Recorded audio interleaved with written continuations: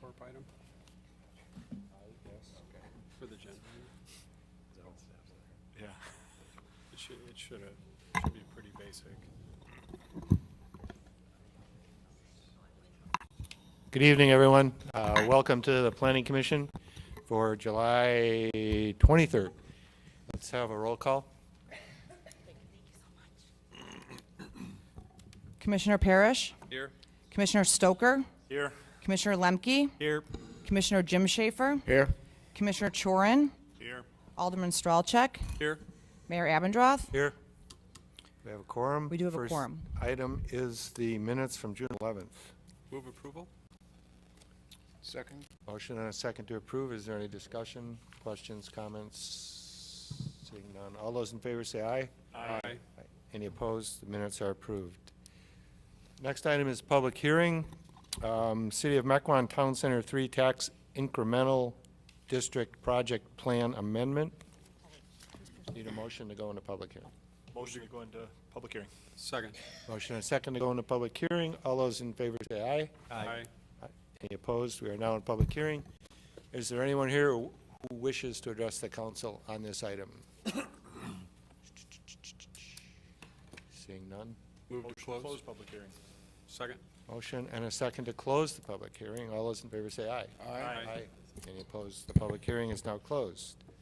Turn it over to Kim Tollefson. Thank you, Mayor. Good evening, Commissioners. Tonight with me is Don Gunderson of Ellers & Associates, which is the city's financial consultant. They've assisted us with all of our tax increment districts. As the mayor indicated, we're looking at a potential amendment to the Town Center TIF project plan. In 2008, the city created the district. It's a mixed-use district. In 2013, we made an amendment to the district to not only allow for incentives of development, but to do a modest extension of the district boundaries. Essentially, it was to accommodate for all of the land that Outpost ultimately included as part of their redevelopment. In 2009, the city borrowed dollars for all of the original 2008 project expenditures that the city had hoped to take.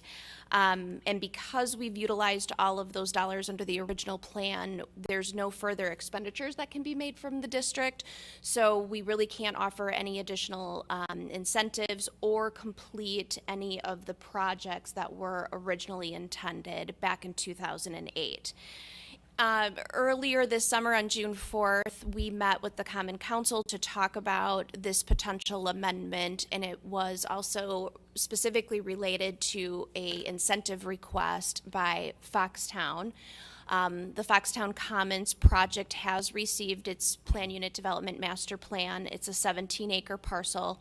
I think the commission's familiar with everything that's included with that.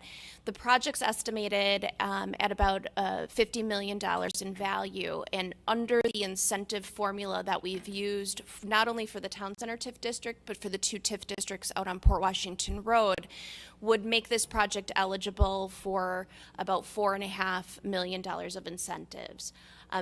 Just as a reminder, the incentives that are offered through any of our TIF project plans are pay-as-you-go, which means the incentive dollars that the developer is eligible for are related to environmental cleanup on the subject site being redeveloped and for any demolition costs.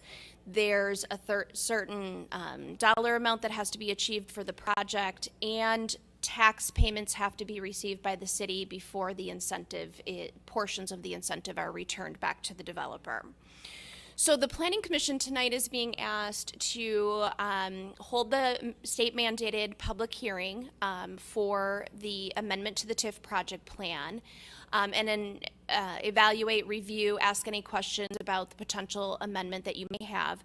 You're also asked to take action on the required resolution that would then get forwarded to the Common Council for their action in mid-August. If approved, then it will go back to the Joint Review Board for finalization. The Joint Review Board is made up of representatives from the other taxing entities. So while you hear about, tax value and increment and what the potential financial impacts are, each of those other taxing entities do have a voice in this process and have the opportunity to make a recommendation as well. In the staff report, and I have a PowerPoint presentation if you would like, but in the staff report, we do provide the Planning Commission with an update on the financial performance of the Town Center TIF district. We view it as both financially successful at this point as well as redevelopment successful. I shared with the commissioners as well as our Economic Development Board the full assessment of the performance of this TID district in about mid-June, so maybe some of you had an opportunity to take a look at that. With this amendment, the city would have the ability to execute additional incentives to developers, and we would also have the opportunity to complete some of the original projects recommended as part of that original project plan in 2008. The eligible cash financing would be about $2.7 million, and if the city would choose to borrow, the debt financing capability is much greater. This project plan is really just a blueprint or a budget for the opportunity or options to do those things. It does not mandate or obligate the city to do those.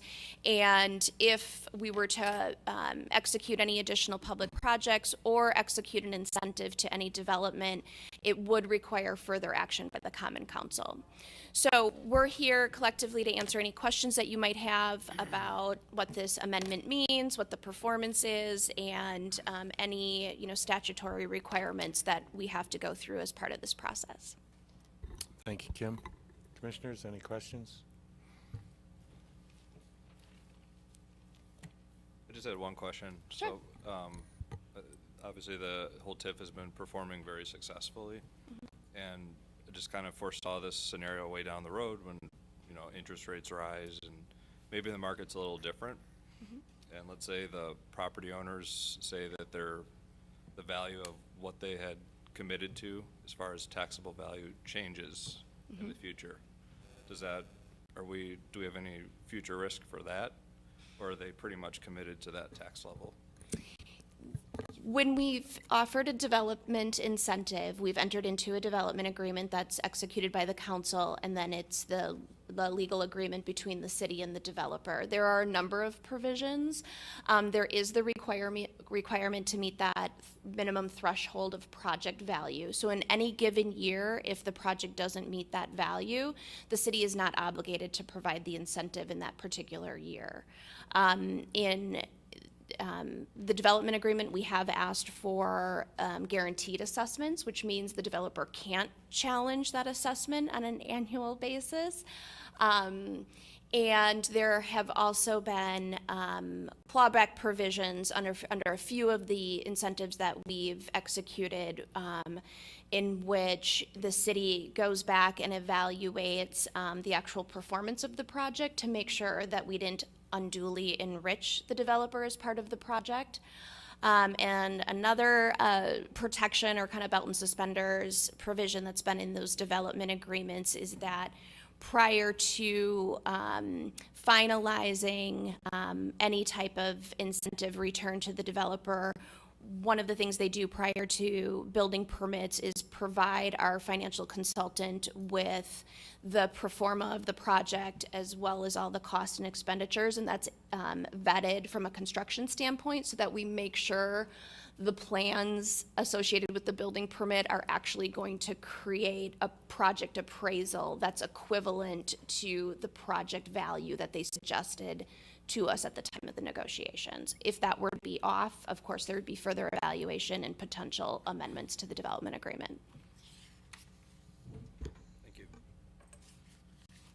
Commissioner Stralchek. The, as it's written here, we would also, as a council, be able to have some budgeted improvements such as streetscaping and things like that. And that's, I wanted to highlight for the commissioners, that's part of the appeal of what we're doing here today, is by changing the legislation to allow for TIF incentives for this project. We also allow for some additional funding to basically finish the project as a whole, make everything kind of tie together, either via streetscaping or lighting or something like that, which is something that I think it would be needed in this area to really just kind of tie the whole area together. This project and the value that we're looking at would definitely afford a really nice tax base, to make sure this happens, and then also a nice tax base in the future. It is a sizable project. I think it's probably one of our top 10 projects in the city. So, and it's the kind of project I think Mequon wants. So that's why I'm encouraged by this. Otherwise, I wouldn't usually be as motivated, I guess, to, look at some of the incentives. The improvement on the area and the type of project that's coming in are the two things that are really tying in strongly for me. Commissioner Schaefer?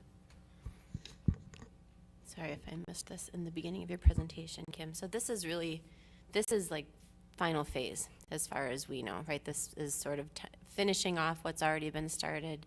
Not expecting any additional TIF in the city of Mequon to be, do you understand what I'm saying? So was started in 2008 and has been growing sort of along the corridor here. This is the culmination of that, or the final extension of that. Is that correct? Is that what's anticipated? I would say that's what the project plan reflects. Yes. I mean, really, this is giving us the authority to make future expenditures. Right now, with input from Ellers as well as the city attorney, we don't really have the legal authority to make any more expenditures as part of the TIF. That being said, there's a number of variables that are taken into account, some assumptions about development values. We've taken a very conservative approach to try to understand what the tax increment will be, to also then not get out ahead of ourselves to say that we can make greater expenditures than what's documented here. Really, the analysis done here takes into account development that's occurred or approved and under construction. It takes into account Spur 16, Foxtown development, and then the approval the Planning Commission gave to the Lakeside development in Town Center at last month's meeting, but we don't really account for any other development happening in the Town Center. So that's what I mean by a kind of a conservative approach to the financial understanding of this. If there were to be, further explosion of development and there was direction by the council to do more, we would have the opportunity to make those expenditures or come back and do this analysis again. But we're not necessarily anticipating that at a staff level or necessarily recommending that. I think it would just be that if, like Commissioner Parrish said, we see some sort of explosion in a positive way and there was greater policy interest to do more, we'd have that opportunity. When there's not tons of space left in what we've called the town center corridor to do a lot of additional development anyway, right? Right. It would be on a smaller scale. Yeah, and in some of the discussions we've had with the council over the last 6 to 12 months, through some other actions, if you remember, we modified the type and the amount of residential development that can happen. And so we've taken some additional steps to really focus more of that compact development happening within the blocks of the Milwaukee River and Bunch Rock. So we've reduced some of what I think would have otherwise seen as you go out further to Wauwatosa. So I think that'll have an impact too.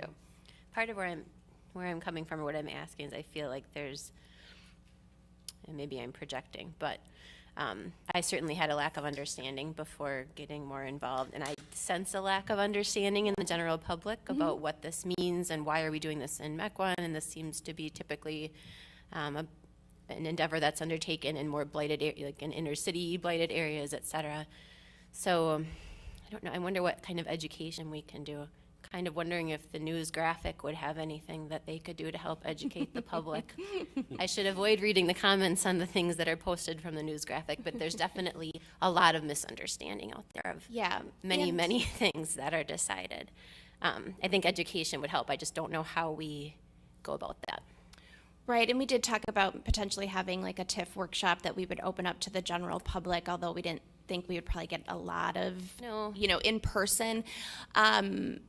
The PowerPoint that I shared, I think with all of you, it talks about, it looks at how much other communities and the other types of similar communities in Wisconsin that utilize TIF as an economic development tool. So I think that's part of an education.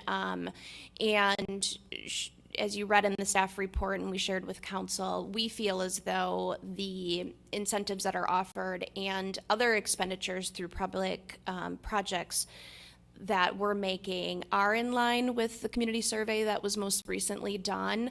Yes, people kind of have to dig to maybe find and align those two and make those connections. But we did, both myself and the Economic Development Chairman, Tim Carr, did go out and speak with the local chamber government group. So I think having, presentations in front of the council like we did in June, meeting with the, reps from the chamber, having this conversation publicly helps to get some of that information out. I totally agree, and it's hard to combat. People are only going to be as educated as they want to be, right? So if you read one off-color comment and you take that as your truth, that's sort of on you. Right. But whatever we can do to help educate, I think would be great. And maybe to that point, I'll just, state publicly that of the redeveloped sites in the town center area, we have seen an overall increase in value of just those properties of just over 1,200% increase since their base value in 2007. That's a pretty great investment that I think the market, any of us would take. And with the inclusion of, Spur 16 and Foxtown, even with offering an incentive, that project or that site value, tax value of those same properties jumps to over 1,700% increase in value. So, those are pretty staggering numbers to report in terms of, and when you look at the percentage of the private market's investment and the percentage of the city's investment in that, it's like a 93% to a 7%. So when you look at even what the city's contributing from this public-private partnership, it's very small in comparison to what the private market is responding to. I thought the numbers were telling a great story. I think if more people were able to see that, there would be more aha moments. So that would be, yes, I think I'm in favor of it. Yeah, I want to get it out It'd be there. great if there were more people that could have a better understanding. Well, and maybe what I can do is take some of those numbers and just have a one-page executive summary, and we'll post it on the website. And that's part of why I shared it with all of you and the Economic Development Board, because the more of you that understand it and are out talking to people about it, if you're asked, that helps too. Yep, agreed.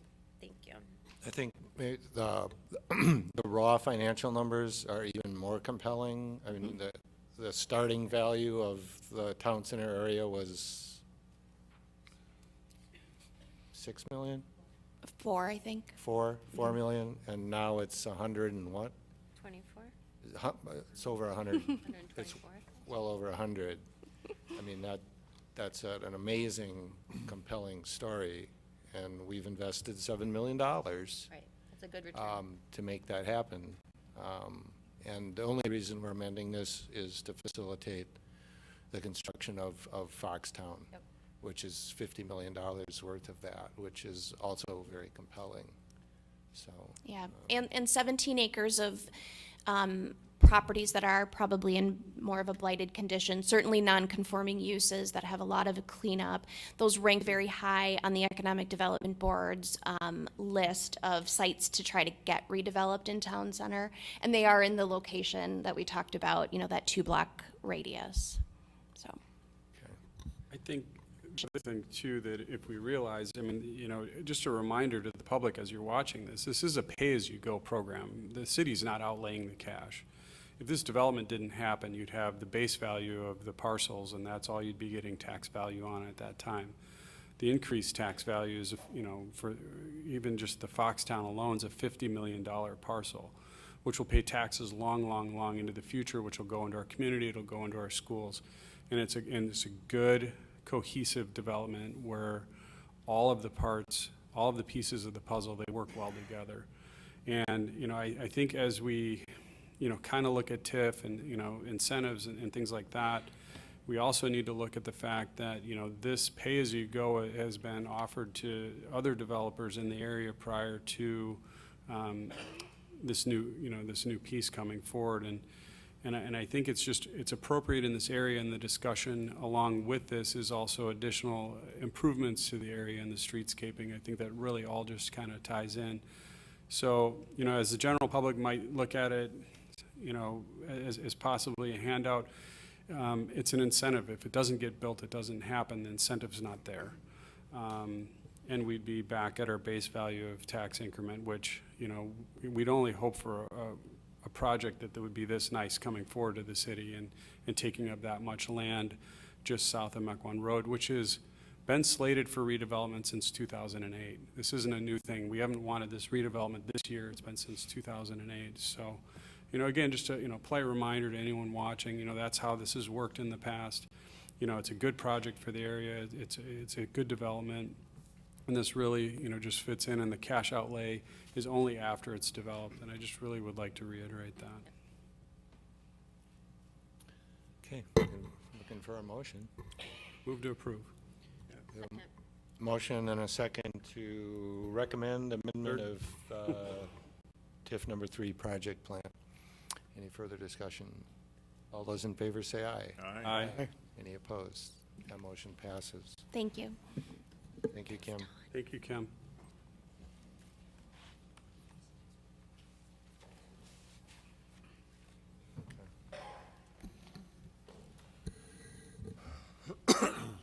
Next item is a public hearing for R.A. Smith National for Mark and Lynn Leonard. The applicant is seeking rezoning recommendation from B3, Office and Service Business District, to IPS, Institutional and Public Service District, conditional use grant, building and site plan, and certified survey map approval to allow for a single-story hospital of approximately 18,000 square feet to be located at 11409 and 11421 North Port Washington Road.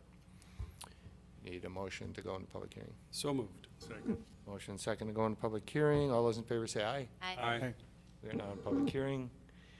We have one person that wishes to speak, and that is Jack Mickelson. Mr. Mickelson.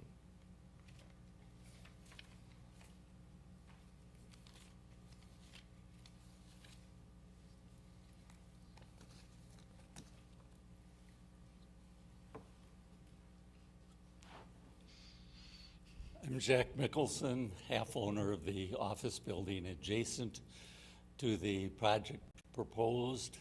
We've reviewed what has been, or I've reviewed what has been presented to us, and generally it looks like a good project. However, we have not, as of yet, I should say, as of yet, agreed to the easement for the combined driveway between their property and our property. There are a couple of minor technicalities in the written way of that is being presented to me that prohibits me from signing off to give them that easement. And I wish to bring that to your attention at this time, since you're having a public hearing on the development. There are minor difficulties. In theory, yes, it is a goal, but the easement presented to me is not in satisfactory form that I could possibly sign it under any condition unless it's modified. The modifications are minor and are probably strictly between the developer and us, not the council, but I do wish to bring it to your attention. I thank you. Thank you, Mr. Mickelson. Is there anyone else who wishes to address the council on this item? I'm sorry, the commission.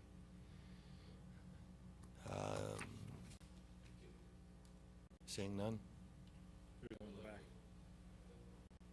Come on up.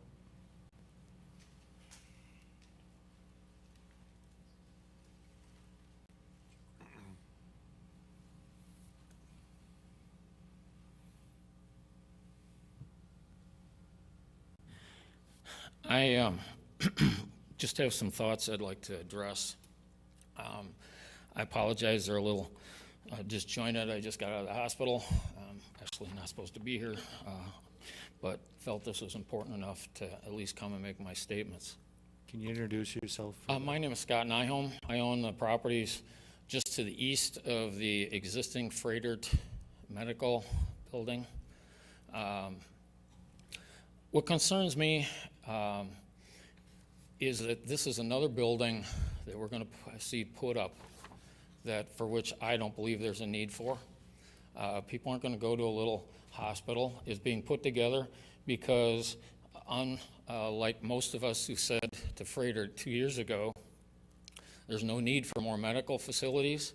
That building was built violating or being waived many of the codes, like it's 3 stories tall, it's bigger than our size footprint, it's within my setback of the normal setback of my property. It has ruined my property value. No one wants to even look at my property. And it's really sad when I see that building, the 3rd floor hasn't even been built out. Most people that drive by wonder when it's going to open because there's no patience. And so now we're going to have another building that I don't foresee there's a need for. I talked to Mark Leonard, who up through today I considered a friend, and we talked today, and I said, as he said, that's Freighter's problem, not ours. And I said, I'm looking to a planning commission that not just looks at current plans, but for the long-term future and long-term growth of this community. We have so much Class B empty office space on Port Road. And I'm sure most people recognize this is probably one of the best economies we've had in decades, if not my entire lifetime, and we still have empty office space. And now we're going to have more empty medical space. St. Mary's Hospital has 2/3 of their addition hasn't been built out. And as I learned from my surgery, they want you out of the hospital faster than ever before. I had major surgery, and in 2 days, 2 hours and 30 minutes from when I walked into the operating room, I was walking out of the hospital.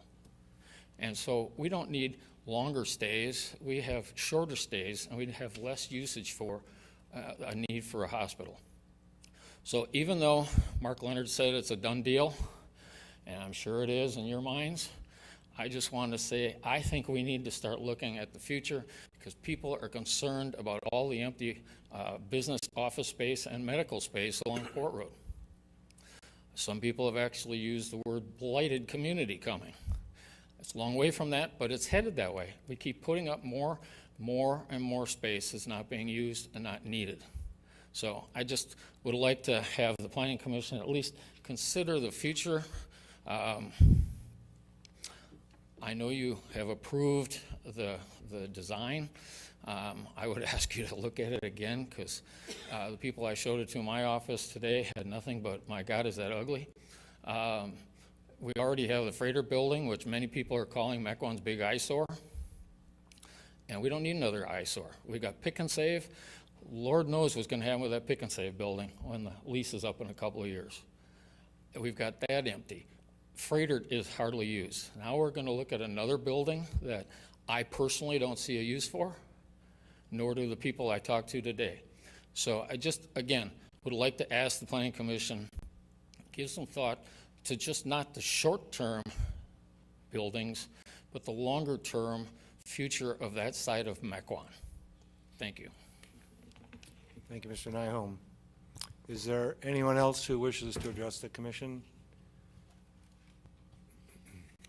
Motion to close public hearing. Second. Motion and a second to close public hearing. All those in favor say aye. Aye. Any opposed? Public hearing is not closed. I'll go to Jack You want to bring the applicant up? if the applicant wants to come up, yeah. So this request is for a number of different approvals. The first and foremost being the rezoning recommendation and land use plan amendment that will go to the Common Council for public hearing in September.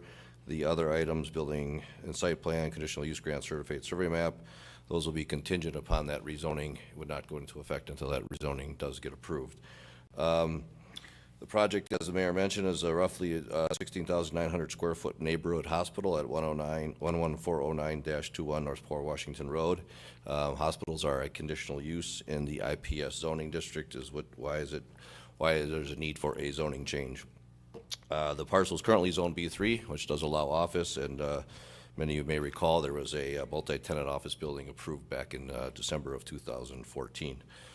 So when we look at the rezoning analysis, we look at a couple different factors in terms of how it is compatible with the surrounding uses.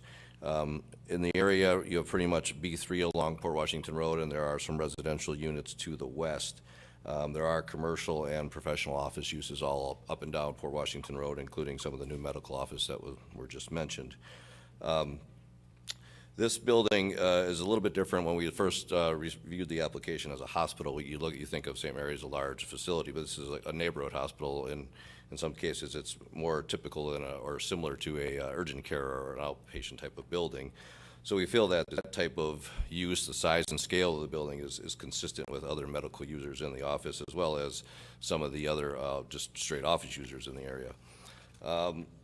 In the past, we have used the B3 and the IPS as somewhat of a buffer zone between the residential zoning. Just recently, we rezoned a number of B3 properties to IPS, including the Artist Senior Living, which is across the street and a little further down, as well as the Riverwalk Highlands on Cedarbrook Road was originally B3, and that was rezoned to IPS as well. So the B3 and IPS are somewhat used interchangeably with regard to providing a transition from commercial areas to residential areas. In terms of public interest, again, I think this speaks to the demand for a neighborhood hospital in this area. It provides another medical facility for residents to use. Speaking with the previous approval, the owner for the previous approval, basically it didn't go forward, citing a lack of market demand for that type of office space. B3 is one of those zones where we probably see the least amount of development occur. Most of the office development in the city has been on either a larger scale, like the Freighted or the Children's, or it's been on properties that are Zone B4, which is Business Park, which does allow a little bit more of a retail user to go into those buildings. B3 is fairly strictly limited. So even though this is B3, we feel that this is a use that would be compatible and similar to other potential B3 uses in that area. I did also put a little note in there regarding whether, I know the question of spot zoning always comes up with regard to an individual parcel, and I did kind of reference a little bit some of the legal aspects behind what spot zoning is and what it isn't in terms of when it becomes legal and illegal, so that's in the report as well. In terms of the project itself, I do have the site plan up on the screen. In terms of the district regulations, it is compliant with everything except two specific requirements. The building setback off the front at 95 feet is not being met. It's shown to be roughly 88 feet. And then there's also the parking offset to the south, which is shown at 17 feet. Staff is not supportive of waiving either one of those two requirements. We did have conversations with the applicant after the staff report, and they feel they can accommodate both of the requirements and comply. With regard to what Mr. Mickelson stated regarding the easement, there is, in discussions with the applicant, we did talk about having basically a boulevard entrance and a shared connection. We felt it made sense to the property to the north. Port Washington Road is under the jurisdiction of the county, so they'll have to approve any changes to that roadway. If they can't work out an easement, they'll possibly still be able to get an access point in there, but it will be difficult with the spacing requirements of the county. So we're confident they can work out an agreement, but if they can't, they'll have to provide us with an updated plan to show how they're gonna meet our standards as well as the county standards with regard to access. It also shows a connection, many of you may recall the Kohler Credit Union, which is directly to the south. We had them stub in a driveway access point to the property line. This will also connect to that as well. In terms of the site, it shows 32 parking stalls, which based on our code requirement, we find 21 stalls to be the requirement for a hospital this size. They have roughly 10-foot parking stalls and 25 to 30-foot drive aisles, which meet or exceed our requirements. Again, the front building does not comply, and they feel they can meet the requirement. The reason we did not support a waiver to that is the buildings to the north and the south both comply with that 95 feet. We wanted a little bit more of a uniform look along that stretch.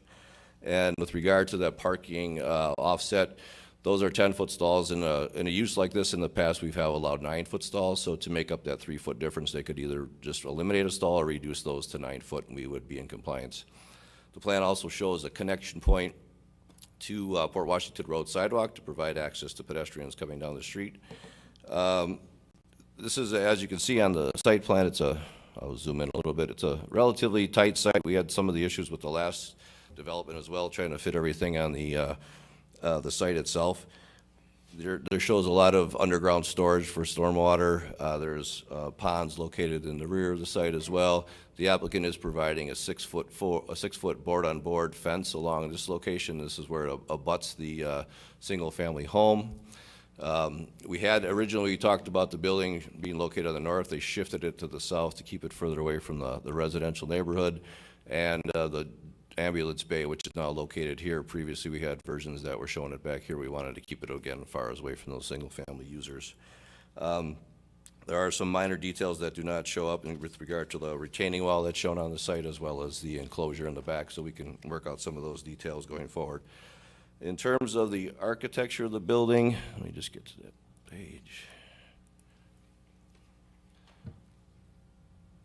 I'll go to the rendering first. So this would be the view of the building from Port Washington Road looking southwest. It shows 2 access points, one off the north, one off the east with a central vestibule. The building in terms of art design shows it to be constructed with cast stone, metal wall panels, and then a couple colors of brick on the sides. In terms of the design, staff supportive of the stone material and the brick, the Cream City brick. I guess we feel that the red brick and probably doesn't render very well, but we feel maybe the red brick is unnecessary and adds another color or element to the building that may not be necessary. We didn't really have enough time with the size of the packet to kind of work those details out with the applicant, but if the commission does want to see further changes to this, we have time before the September council meeting to bring this back, or we can work on it with staff and the architect like we have done in previous projects. Landscaping, the landscape architect for the city has reviewed the plan. There's just a couple of minor changes that he's requesting. Lighting plan in terms of the parking lot lights, they do comply with our requirements for the photometrics and the dispersion plan and the full cutoff. They're not showing any other wall packs or other site lighting, so any of that will have to be submitted for review and approval by staff. Again, this is a conditional use grant for the hospital, so we have to look at some of the findings when reviewing a conditional use grant. I guess one of the issues that I know has come up with some of the neighbors, and I know there's a copy of a letter from one of the neighbors on the dais regarding the noise. Again, we tried to keep the noise away as far as possible from the neighbors with regard to shifting the building and the fence. And then there's been some concern over ambulance noises, and after having conversations with several in the emergency services profession, it sounds like the emergency sirens would not be used at a high level at any emergency room, but in this case, most of the time they will be off when they're arriving to this site. So that's the only really issue we could see from an impact to the surrounding neighborhood would be these 24-hour operations with emergency sirens. But other than that, it's again, the scale and size of the use is similar more to like an urgent care and outpatient than a traditional hospital, and I think that's the goal of the neighborhood hospital. So with that, we do recommend approval according to the conditions. If you wanted to add a condition with regard to that easement language being finalized, we can do that as well with the neighbor. But other than that, we do recommend approval. Thank you. Thank you, Jack. Go to the applicant and let you make a presentation on why you want to build a hospital here. Sure, thank you. Well, Frater has been really happy with the way the existing facility is performing across the street. They're seeing actually a number of patients in the Mequon area come to their full-scale hospital in Wauwatosa, 7 to 12 a day, actually. And so they have felt they need to meet that need here locally so Mequon residents don't have to travel to Wauwatosa. One of the more cutting-edge trends in healthcare is to move services off of hospital campuses and put it close to home. So this is something we're seeing across the country. where when you go to the hospital, it's not always a surgery or ICU visit. Oftentimes, it's a broken bone that you may want to stay over one more night to, have a doctor there watching. It might be dehydration. It could be some chest pains. You're not sure what it is. You don't really need to go to the full-scale hospital, but you want professionals to be there. So this facility has 7 beds in the emergency room area where you can come immediately, be seen immediately by doctors and the staff. They have do lab service right away to run some tests, see what's going on. They have full CT scans, x-rays, and are able to assess you if you need to stay overnight. They have 8 inpatient beds as part of the facility. You can stay 2 to 5 nights, be staying there in a very comfortable, smaller scale environment. Don't have to worry about wandering through a big hospital where you're going to park your car. Very user-friendly. So as far as the ambulances go, it really is not a facility that we have a lot of ambulances coming to. It's more of a car kind of drop-off, and that's what you see right here as the canopy, a drop-off area. If someone comes and are having chest pains and turns out to be a heart attack and needs to go to the hospital, that's when an ambulance would come. We'd get them stabilized at this facility, put them in the ambulance, and take them to a full scale hospital. So there won't be a lot of ambulance traffic or noise as far as that goes. I think it's a really great, it's the first one in the state, and Freighter chose to do it here in Mequon, which I think says a lot. You're going to see more of these throughout the state. We're seeing these in Indianapolis and Kansas City and other cities that I think compare well with Milwaukee. So I think it'd be a really great addition to your community here. So it's kind of like a step up from urgent care and a step down from a full-service hospital. Exactly right. So it's open 24/7, so you can go there. If your kid falls out of the bunk bed and gets a concussion, you don't have to go to the full hospital. You can go to this hospital because the urgent care is closed. They could run the full tests, have full staff there for you. Full-scale hospital has the emergency rooms. They have, or the surgery rooms that they can perform surgeries, and of course, different specialty there, as well as ICU stays. So definitely a different segment for each 3 of those. You want to comment on the easement? Yeah, I'm glad Mr. Mickelson came. I don't feel there's anything that we can't get through in that agreement.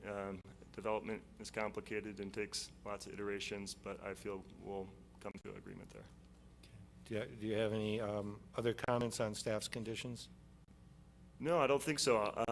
We moved the building a little bit closer to Port Washington Road just to try to stay away from the residential home and back. We actually did have a neighborhood meeting about a month ago. The residential neighbor to our west did come, and we talked about our plans and how it would operate, and they had some things they wanted to see for, like the fence, for example, that we were able to put in.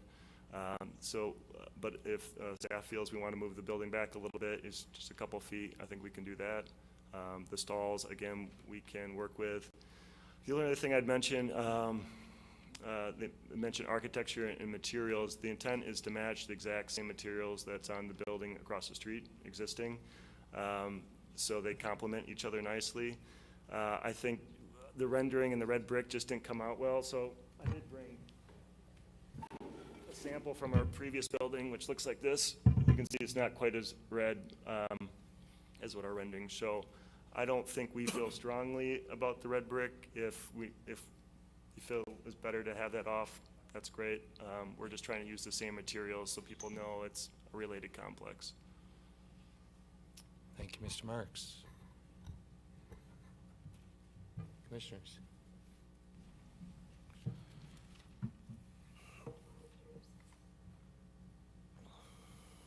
Okay. We have another person who would like to speak, Mary Ellen Dahl. Does not wish to speak. Okay. She's opposed to the project but does not wish to speak. Commissioners, questions, comments? Mayor, Jack, can you explain to me where the residential areas are? Yes, Relationship I'll to try to site find the map, but basically directly to the west of the building, if you look at We don't have the aerial in the packets anymore. We do have the zoning map I can try to find, but in terms of, I can show you just from the site plan. Basically, so this is Port Washington Road. There's resident, and this is the office building, and then to the north of that is Homestead Trail. The closest house is about roughly in this area up here. And then this area is the backyards of houses, and they all go directly west along Homestead Trail. To the south west is there's a large quarry back there, and there's no single family there as well. I could try to I'll try to look and find the zoning map for you, but it does, But 62. there's some distance between, Yes, it's at least, I think I scaled it out to be 250 feet to the nearest house from the edge of the building, roughly. in that letter that was included in our package here, or left on our table here, there was a comment made about noise made by trash or garbage pickup. Where's that on the site plan? Where's The trash pickup is in the rear of the site, and here again, this is the map showing, basically here you can see the structure outline of the closest single-family home, and then the building again is gonna be kind of in this area right here. So as you can see, there's a structure back in this area in the office building, and these are far closer to that. In terms of the trash enclosure, let me get to that. That is basically roughly in this area here. So again, we tried to pull it furthest south from the house, which is again up in this area up here. So it is about as far back as you can get. it's in the right location, but I guess it's just a matter of scheduling the pickup so that they don't end up with the situation that was referenced, I think, with regards to Taco Bell.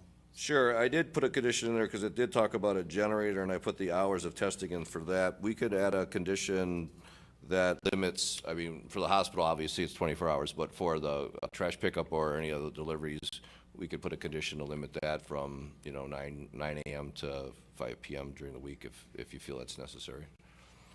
I think the neighbors would appreciate that. Do you recall how large the office building was? The previous one? Yeah, It was about 13.5, I think, and a little bit smaller than this one. a little This bit is right. smaller. Yeah, just a bit smaller. But again, with that one, it was, I think they had more parking because it was, the office use demanded more parking than the hospital does.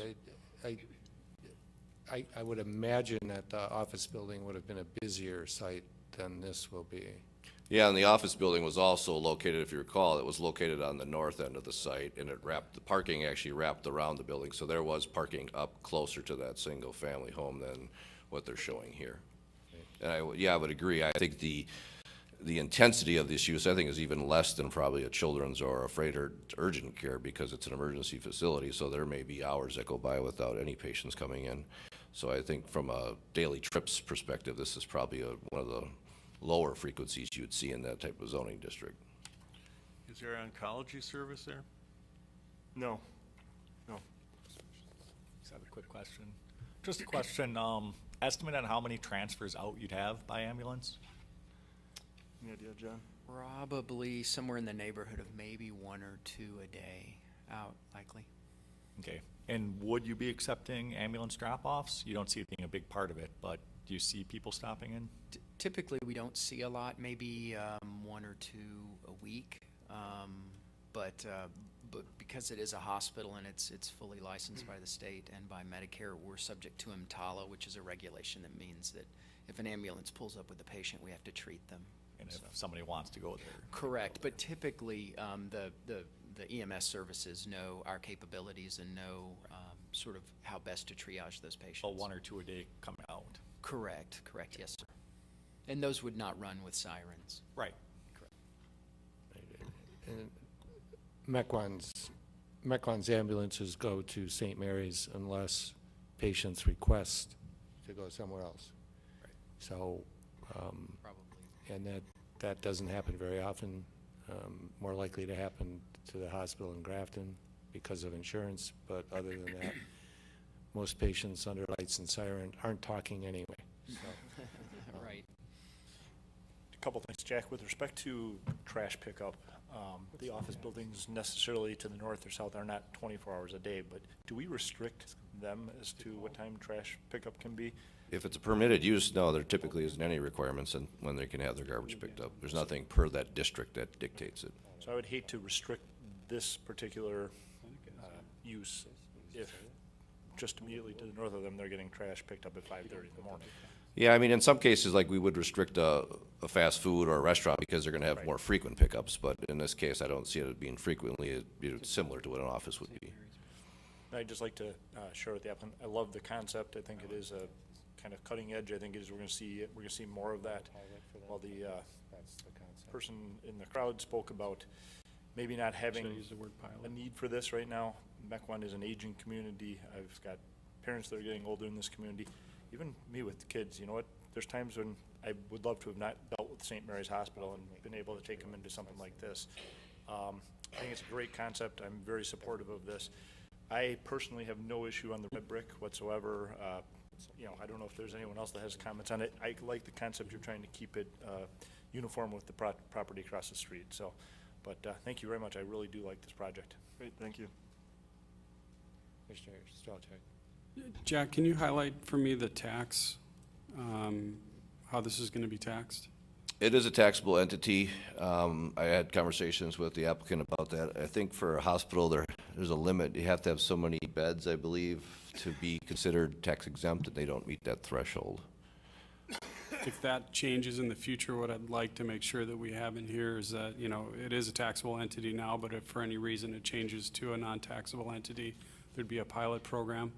We've run into some of them, you know, like the emergency rooms, if it's a violent crime and somebody ends up in an emergency room and they've got stitches or something, we've got an officer sitting there. It does take some of the city resources, you know, away from the tax-paying budget. So we want to make sure that, you know, we're covered from a taxable standpoint.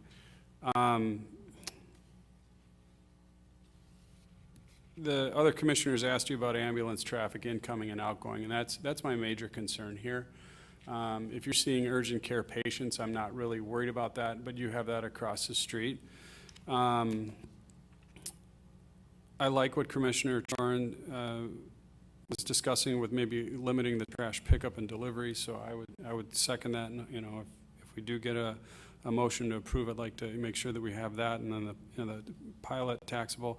I'm not supportive of any variance from the setbacks. I'd prefer to see those there. I don't see really a reason on that. You've got a 6-foot fence, but ambulances are typically 7 feet plus tall, and that's where the lights are. So I'm really concerned that there is going to, you know, the light traffic impasse in the middle of the night on an incoming ambulance. You know, again, you know, as commissioners, we need to keep in mind there might be 1 to 2 per week, but if we approve this, it's allowable. We could have 50 ambulances going there a week, no problem, 24 hours a day, and there's no limit to what we're discussing tonight. So we need to be cognizant of the neighborhood surrounding that. It's starting out small. It is 8-bed. However, the incoming traffic, ambulatory traffic needs to be something that's going to be respectful to the surrounding neighborhood. You know, we've got an extensive letter that's sitting before us from John Garms, and, you know, I've read through that, and, you know, Mequon policy in the past was not to have 24-hour facilities. I mean, I ran, you know, when I first started my business here, it was a small copy shop, and I'm like, we could just go 24 hours and be open, and, you know, and people can come, and they couldn't go to Kinko's, and, well, that's why Kinko's wasn't in Mequon, is because it wasn't 24 hours. And there's been struggle, you know, kind of going forward, and as an alderman, I'm just going to be kind of direct on this. I do question if this is the exact right spot for this. You know, you're right off our busiest intersection in our town. And you've got an emergency facility going in with ambulatory traffic in and out. And when those ambulances come and go, everything's going to stop around it. You've also got, you're directly abutted up against residential, and you've got a very modern looking building. Typically when we're butted up against residential, we have more of a buffered design on some of the buildings. They look more classic in design, not as modern. I think we're going to get a lot of comparisons. You know, it does look like it is the building across the street. It pulls design elements from that. But I felt that's a building where that was appropriate. And if you remember, I was very supportive of your building across the street, and I'm supportive of your business and your business model. I think this fits in Mequon. I'm just generally, I really want us as a council to consider if this is the spot for it in Mequon. Based on a couple things that I just don't know that we can completely mitigate with conditions. 6-foot fence isn't gonna cover lights. We can't say no to lights and sirens, or we're not saying no to lights and sirens coming in. That will impact the neighborhood and it will stop traffic, especially during busier hours. And that intersection, according to DOT, is gonna be torn up in the next year or two. And then it's also something that, they had slated, what was it, 6 lanes going southbound if we didn't put in the exchange at Highland. The Highland Road interchange did ease that intersection, but these are things to definitely be taking into consideration. Really, I'd like to lean on the architects and say, hey, is this really what is appropriate for the area? I think the building, in my opinion, looks a little more sterile than what I'd prefer there. There's an awful lot of glass, it's awful modern, and it's a single use. This is the first in the state. I'm really proud to have it as an opportunity for Mequon, and I'm pleased that you brought it forward. Again, I just don't know if this exact spot is the perfect place for it. It's right across from your facility. I know you feel it is, but for the city of Mequon, where are we at with this? And the tax, the tax of the pilot, I talked to Alderman Worth, who I thought was covering for me tonight, but I ended up being able to be in town at the last minute, and he said that was his one thing, is he wanted to make sure that there was at least a pilot program in place if it would go to a nonprofit status, because it does pull from the city. Yeah, and that's relatively simple. We can add that as a condition of the conditional use grant, so that's probably the most easy of your concerns to deal with. I know when we originally met with the applicant, we did have some of the same concerns, especially with the sirens and lights, but after hearing more about the operations and getting educated on how these facilities work, I think from architecture aside, I think from a use standpoint, to me, it's really going to be similar to a small urgent care type facility. There is not going to be a lot of trips into the building. The traffic concerns on Port Washington Road, I don't see this as being a high traffic generator, not nearly as much as it would be if it was a 4 or 5 tenant office building. Mm-hmm. So, and I guess it just comes down to whether there's a comfortableness level of accepting what the applicant and the industry states in terms of the number of ambulances and sirens that will be actually on the site. And we do have some, if it turns into something that's way more intense than we thought, we do have the ability through the conditional use process to require changes to that. Now, it would be difficult to make a lot of those, you're right, Well, there's no argument based on the documentation that's before us tonight. If you end up with, 10 or 20 ambulatory visits a day, there's no tooth in any of the documents that gives you really much to pull back on. There's no discussion on limits. Well, the conditional use grant does have a general statement about if the use becomes so obtrusive to the neighborhood that you can do things to mitigate that. So it is difficult to do, especially now with the state law changes. It becomes very difficult to do, but there's still a slim possibility. I guess I'd like to address that a little bit. I'm on the Mequon ambulance service. If we're going to the hospital, we're not running lights and sirens unless it's a critical case, and the critical cases would not be going to this hospital. So I don't think any incoming lights and sirens would ever be coming into there. If they would call us for a transfer, we would be going lights and sirens to the facility, but we'd be turning them off when we get there.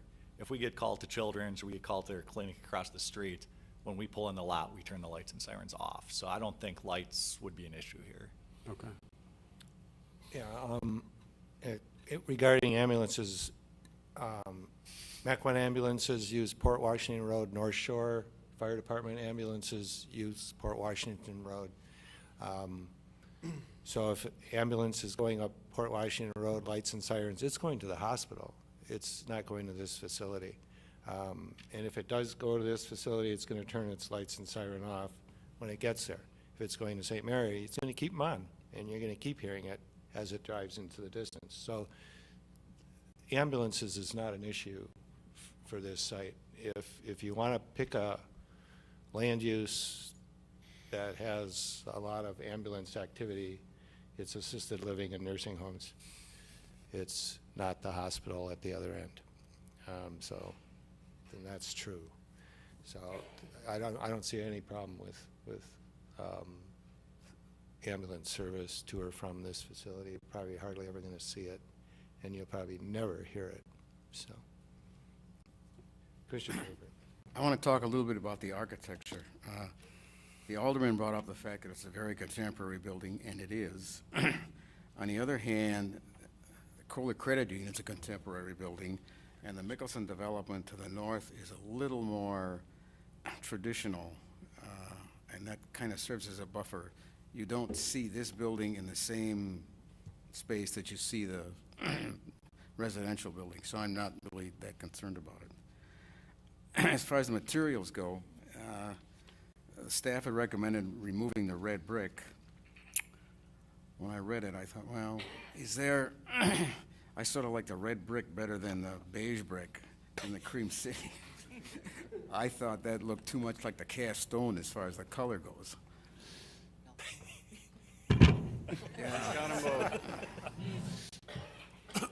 You don't have a sample of the stone, do you? I don't. Oh, Yeah. how deep is that Is box? that, and it's stone, it's not split face block or anything? Correct. Okay. I was a little concerned about those two uniform colors, so I thought, well, maybe they could just eliminate the beige brick. But on those north and south elevations, that's a long elevation. Are there pilasters or something that splits up the change in materials, or is that a control joint, or what is I it? think they're in a different plane. Are they offset? Correct. There are some offset elements offsets? along the elevations, You correct. can see it a little bit on, It's very little, yeah. It's- Oh, yeah, about it. It's the width of a brick or something. yeah. I don't know, I guess I just like the red brick, but that's up to the commissioners to decide. The rendering doesn't exactly. Yeah, part of it was the rendering. Yeah, the rendering doesn't exactly match the. No, it looks more elevation like either. old red Williamsburg brick, but it's really not. But I don't have really strong feelings on it one way or the other. I just like the red. It's different than the cast stone. Anyone else? I'm okay with the design, especially the red brick. I actually agreed with Alderman Strelchek's opinion just about, could there be a better site? It feels like a small site. For me, I felt like it was a dense use, like a dense use for, not necessarily in terms of traffic, but just as far as, beds per acre or whatever you want to look at it as. But I really like the concept, as far as the business model, and the developers are great. And I don't know if my preference for a different site in this case is enough to vote no, especially when there really were no neighbors. That I'm really surprised that you didn't get more opposition. Yeah, and I agree with it is packed in there pretty well, but I think no matter what the development is, it's gonna be just based on that size of the parcel and the need to meet all the requirements. The last building had a number of waivers that it requested as part of the approval, and it was pretty packed in as well, so it's just the nature of that, the size of the parcel. Sure. So I would have been more conflicted in that scenario, but in this case, despite my concern, I probably would vote yes. Yeah. And we also debated a little bit of whether this really truly is a hospital in terms of the institutional type use, and we looked at maybe even modifying the B3 to somehow allow this as a use instead of changing the zoning, but the applicant requested the zoning change, and we went forward with that procedure versus doing anything else, so. Because it really doesn't, I don't think it meets the typical criteria of a hospital when we created the institutional zoning. I'm sure this wasn't even a concept at that time, so. If this use were to go out of the building and a new, more intensive use. Well, I did put in there is that about. grandfathered, or do they have to come in for a new? Well, they would, whatever the use would be, would have to meet the IPS zoning districts. And again, with that size of the site, I did put a couple possibilities that could go in there in your packet. I mean, daycares, public administrative offices, which I don't see. I don't even think it's too small for any kind of elderly housing. So it'd be a really difficult site to probably backfill, other than maybe a daycare or some kind of small school or something like that. But if that wouldn't work, I would think they're gonna come back and request the rezoning, and it would probably end up going back to B3 at that point. I don't think the neighbors would want any of those uses either. They'd be more concerned about those. Well, again, the B3, there's existing office uses there that would be just as intense as some of those, and daycares are conditional in the B3 as well. The one on Donges Bay, if you recall, that was a B3 zoning where they put in the daycare facility a number of years ago. Yeah, this seems like a low-intensity use, so Yes. it actually kind of calms the neighborhood a little bit, where you could have more intense business use. You could have doctor's office where people are coming and going every 15 minutes, and Yeah, a it could be a facility- restaurant as well in a B3. You could have a restaurant. I'd like to make a Taco motion John's. to approve per staff's recommendation, and I will add a 20-second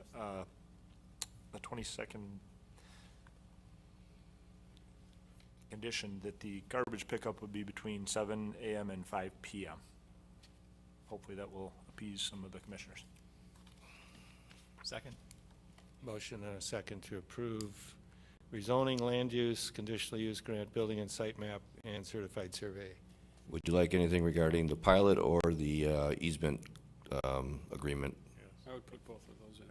I would have no problem putting the easement, making sure that there's satisfactory resolution with the easement, and with respect to the pilot, I'm fine putting that in there as well. Okay. So that would be my Pilot, amendment. easement, and garbage pickup. I'm sorry? Yes. Pilot, correct. easement, and garbage pickup. Commissioner Schaefer. I had my hand raised, but John was faster than me. So just, I guess, one more point. Since this is, so I read neighborhood hospital, and I was like, oh, this sounds pleasant. What is it? So I went to Google, because that's what you do. And this was the only thing that I found. So like you said, this is new. And I get it, and I get the appeal of it, certainly. When you go to a big hospital, this is much more appealing for a lot of the things, the uses that you put forth. What I'm concerned about, not to beat the dead horse, but we've already mentioned, how do we control what we think it's going to be? We think it's going to be all these things, and we think we're going to have limited ambulance traffic, but it's not there yet. And as Jack said, it's hard to sort of regulate until it happens, and then there's more complaints. I don't know how we build that in. So what I'm trying to work towards is some sort of friendly amendment that guards against, I don't even know how to phrase it, but I'm still concerned that, because this is the first time that this is being done in the state, and we think it's going to go a certain way, how do we protect the adjacent residential parcels from unintended consequences? I guess I would say that. Mostly, and I appreciate Rick's explanation about how the ambulance service works. Yeah. I guess that's the main one that probably most people are concerned about. John already addressed the trash pickup as a noise. I would as a think the noise. size of it is self-limiting. I mean, seven emergency room beds would fill, you can't have 20 ambulances coming in. No, I don't know. Just, I mean, that word emergency is prominent there, and I know that's required based on, you said the type of facility that it is and state licensing, et cetera. I don't know. I just don't want us to say, yep, this sounds like it's good, and we're gonna have 1 to 2 ambulances, and then suddenly it's something different than we anticipated. I So mean- perhaps it's just in the breach or in Well, and the instance again, that complaints come up. legally, it's more difficult now than it was in the past, but there is Yes. always that standard language in our conditional use grant. And again, it says that if despite efforts to prescribe conditions which render the conditional use harmonious in the surrounding neighborhood, problems shall arise with respect to noise, traffic, et cetera, or become hazardous, harmful, noxious, or offensive, or nuisance to the surrounding neighborhood, the grantee shall correct or improve such condition, and toward that end, the planning commission, after a hearing, may alter, amend, or add reasonable conditions or revoke conditional use. So that language is in there all the time. It becomes very difficult to do, you're correct, but, I mean, if this turns out to be something well beyond what we anticipated, we always have that avenue to try to at least go down and see if we can get some sort of change or modification or revocation. I think I'd add is, if we now know that the ambulances aren't coming in red lights and siren, the overall traffic coming in out of this compared to a potential other daycare. If you have 50 kids in a daycare, you're gonna have 100 cars coming in and going. I bet you anything there's not 100 cars coming and going in this property in a day. So I think the impact, as the mayor said, is gonna be far less than a lot of other uses, certainly a restaurant or something like that. So, an ambulance, it's a car, it's a vehicle. If it comes and goes, as long as it's not red lights and siren 3 in the morning, I think that kind of mitigates the whole concern. Any other comments? We have a motion and a second. Robin, can you call the roll? Sure. Commissioner Chorin, Yes. Commissioner Jim Schaefer, Aye. Commissioner Lemke, Aye. Commissioner Stoker, Aye. Commissioner Parrish, Aye. Commissioner Becky Schaefer, No. Alderman Stralcheck, No. Mayor Abendroth. Aye. 6-2 vote passes. 6-2, the vote passes. See you at the Common Council. Great, thank you. Thank you. Moving on to our consent agenda. We have 3 items on the consent agenda. The first one is Gary Miller. The applicant is seeking certified survey map approval for a 2-lot land division for the property located at 11711 North Church Place. The second item is St. Francis Borgia Church. The applicant is seeking fill permit to allow for 8,900 cubic yards to fill in the lower area of the cemetery for the property located at 7963 Pioneer Road. And the third item is John and Susan Biebritz. The applicant is seeking fill permit to allow for 2,450 cubic yards of fill for construction of a new single-family residence for the property located at 13822 North Hawks Landing. Motion to approve the consent agenda. Second. Motion and a second to approve. Are there any comments or questions on any of the items? Item number 3, is there enough parking? He's not listening. Oh, yes, he is. Okay. The motion and a second to approve. All those in favor say aye. Aye. Any opposed? The consent item is approved. Mr. Bieberts is one of our traffic and parking engineers. Regular business. First item is David Joyce. The applicant is seeking certified survey map approval for a 2-lot land division for the property located at 12037 West Bonnieville Road.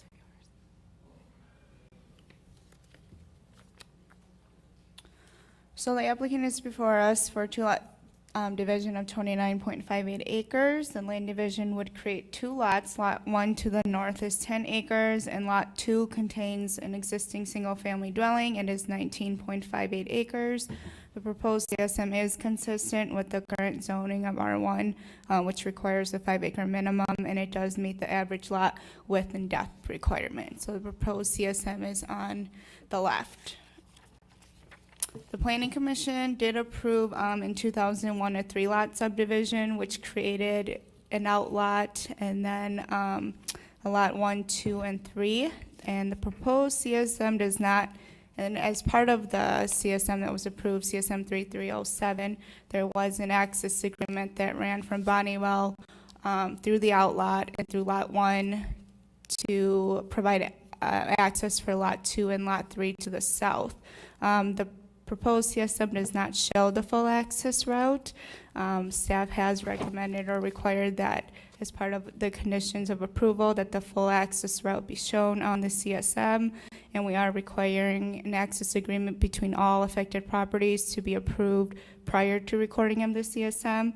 The proposed CSM does also show wetlands on the property, and so a wetland delineation report with concurrence from DNR is required. We will also require a soil evaluation report as part of the conditions of approval. And the reason that the CSM is not on consent is because of the shared access agreement or the easement that was on the CSM 3307 that is not shown on the proposed CSM. The applicant has communicated with staff and has stated that at the time of purchase, they had worked to dissolve the access, and they moved forward with the purchase because they were with the understanding that that access no longer existed. We have not seen any documents that verified that the easement has been removed. So at this time, we are still requiring it to be shown on the face of the CSM. We do recommend approval of the land division subject to the conditions in the report, and the applicant can speak in regards to the access. Okay, thank you, Pupula. I'll go to the applicant and introduce yourselves. This is Joyce. David Joyce is not here. He's out of town tonight. I'm his father, Lyle Joyce, and my wife, Tina Joyce. The question here concerns the easement to lots 2 and 3. This parcel of land was originally purchased by a group that planned on putting in a subdivision, but then that group broke up, and lots 2 and 3 were purchased back by the owner again of the land south of these two lots. There's 60 acres between these two lots and Highland Road, and there is access to this entire 60-plus acres now, these two lots plus the rest of the land on Highland Road. The present access, however, to these two lots actually comes off of Wasaki to the left, and that's being used on a regular basis and has as long as those lots have been in existence. So there really is no reason for there to be an easement across this property. And when we opposed it at the time of purchasing the land a year ago, we had Mark Young, an attorney for easement, to assess it. He looked at it with Burnett Title, and all agreed that this was an unnecessary easement. There really was no reason to even consider it, and Burnett Realty has insured the property against that easement ever being used. So our request would be that it simply be dropped from the new plot map. Okay, thank you. Engineering want to comment on this? Sure. So we did do a full search to see if there were any documents that were recorded that dissolved the easement. Excuse me. We did not find any through the Register of Deeds with Ozaki County. However, the applicant did provide the title documents that they were just referencing, and we did send those to the city attorney for his input and consideration of whether or not that legally dissolved this access. His determination is rather long and very legal speak, but ultimately the determination was that it did not dissolve it. What we would offer is that if they do want to dissolve that access easement, they would need to record another access easement for lots 2 and 3, so that all of the parcels still have a legal access point. So again, right now, lots 2 and 3, their legal access point is still to Bonnewell Road. Even though from the aerials it does look like they're accessing it from Wasaki, that's not their legal access point. What do you mean by legal access point? There's not they have to cross another parcel. So there isn't an access easement to cross that parcel to get to lots 2 and 3. So they may be already doing that, but they're not legally recording. So if any one of those parcels gets sold, that new owner would not have to allow that access. Just give you a little history. I wasn't here at the time, but I did research this a number of years ago. The two parcels to the south were purchased by Mr. McGorthy a number of years ago, and Mr. McGorthy also owns that large strip of land south of those two parcels, as well as the land he used to previously own to the east. So when he purchased those two parcels, he at one time proposed, I don't think anyone else was here except probably the mayor, that golf course subdivision back there. We incorporated that land, and that never went anywhere. Now those parcels are still owned by Mrs. McGorthy, the two on this CSM, and they also own land to the south. But if Mrs. McGorthy tries to sell those parcels at one point and does not allow access to the south, then the legal access would still be through Bonnewell Road. If we vacate that, I'd just be concerned that we're basically creating a landlocked parcel if she does sell it in the future and state that she does not want access through her parcel to get to that access point. Because in order to get to those two back lots, you'd have to go either through the entire strip to get all the way down to Highland, or you could go west through an easement that Mr. McGorthy had with the neighboring property to the west that takes you to Wasaki. So there's not a real clear-cut access to those lots. Even through the site, it's not very all that clear-cut. This was probably not done the best when it was done years ago, because there's also a little bit of a stream bed that runs through there too that might even be difficult for DNR to approve. But we're in a position now where that is still shown as the legal access based on the CSM that was recorded and approved by the city. So just want to give you a little history. Can I ask a question? So it puts Ms. McGorthy in a kind of a conundrum if she wants to sell those properties? Well, I would say if she is willing to sign off on something that she gives up access to the north and will provide access to the south, and we can get that recorded, then we would eliminate that access point going forward. But we don't have anything from her or the family stating that they're willing to do that at this time. Okay. Yeah, we've had a problem like this before. Mr. Elchek. So, Jack, how do we say yes to the applicant's request or say no with a solution?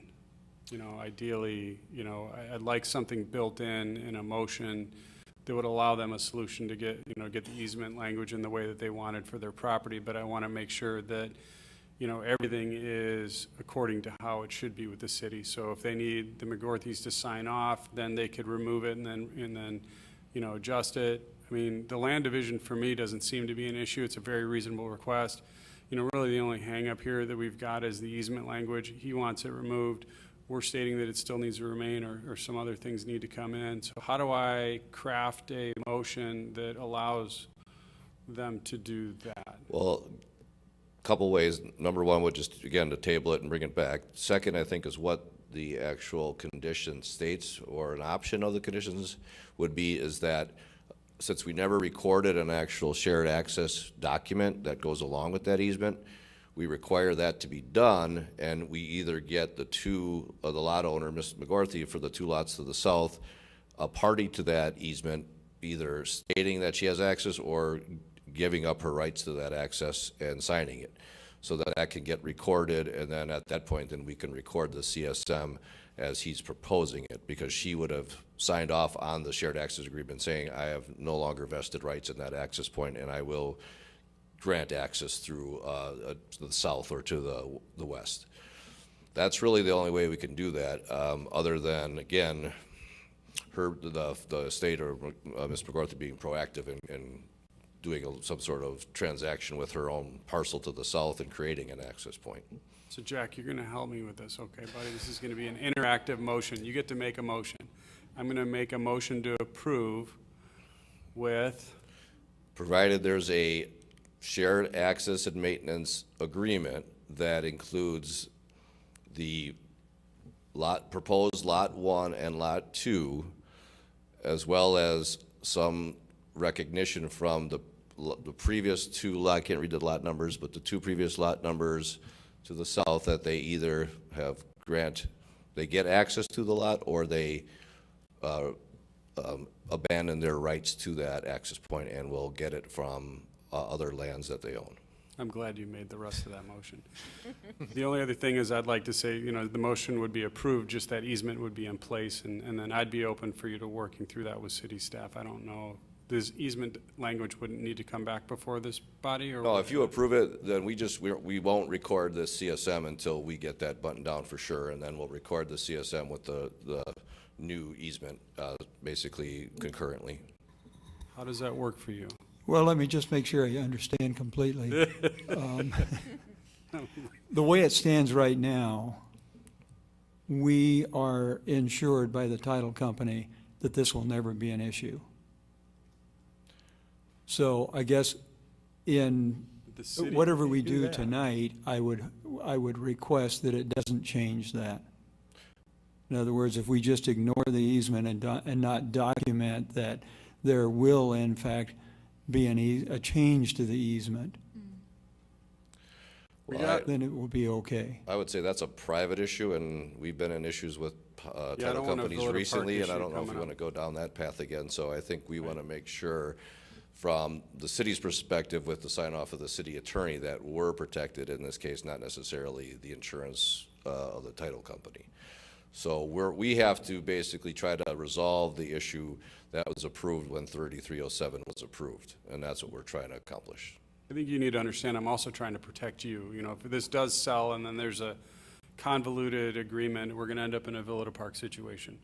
And I am grossly opposed to convoluted legal documents. I like them to be clear and you know, and noted. I'm fine with what you're requesting.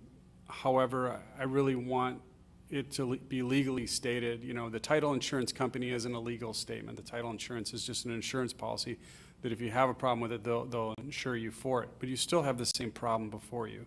I want to make sure that problem doesn't happen from a legal standpoint for you as the applicant. You know, if the McGorthy's choose to not allow access through there, and then, you know, you do have to go through Bonniewell or something like that. You know, again, we're not trying to make the process more difficult on you to give you paperwork and a headache, but we're asking you to make sure that your I's are dotted and your T's are crossed, so that if you ever do choose to sell the land, you're selling it with a clean title, you're selling it with a clearly explainable easement or lack thereof, and you've noted everything on record with the county and the city. You know, I think the city staff will work through you. I think they're getting the direction that I'm making the motion on to work with you. You know, if we get a second and we vote on it in that format, I think you're covered. But you do need to work through that, and just, you know, Jack can help you and tell you what he needs legally to, you know, we allow access. I mean, I don't know what legal document he needs to allow access through the McGorthy's property, or continue doing that, or Well, I would work with the attorney to make sure that that easement agreement, basically, they abandon their rights to it, and that we feel it's on solid legal ground. Yeah. Again, we're trying to protect you by putting this in place, not make your process more difficult. I'm not sure I am in control, though, of being able to to get McCartney to make that change, right? He has ready access and has daily access and uses the access to Wasaki. So there's really no incentive on his part to change anything. He has access to that property. Who owns that property? The property to the south, or which West. one? To the west. West, it's. Not McGorthy. No, it's not. I think that was recently purchased, as part of that the Tims maybe, or they were in front of us one time, I think. There's no legal access. I don't know if he has an actual legal easement. There was an old farm gravel road that's been used for years and before he even purchased these properties, he was using that access point to get to the back where that farm, that little house with the horse barn was built a number of years ago, back in, I think, 06 or 05. So he's been using that for quite a while. Again, I don't know if was it a legal easement or not. If we approve the certified survey map and remove the access easement, are we legally able to do that? I would not be comfortable doing that, and that's why we asked the city attorney to review that title policy that was sent over to see whether that absolves us of being able to do that freely, and I don't think his response was that it does. So I would caution the commission from approving it as proposed. Okay. That was kind of my question. So before I second Alderman Strolchek's motion that was so nicely helped out with you, is that in addition to staff's recommendations 1 through 9, specifically 1, 3, and 5, or in lieu of?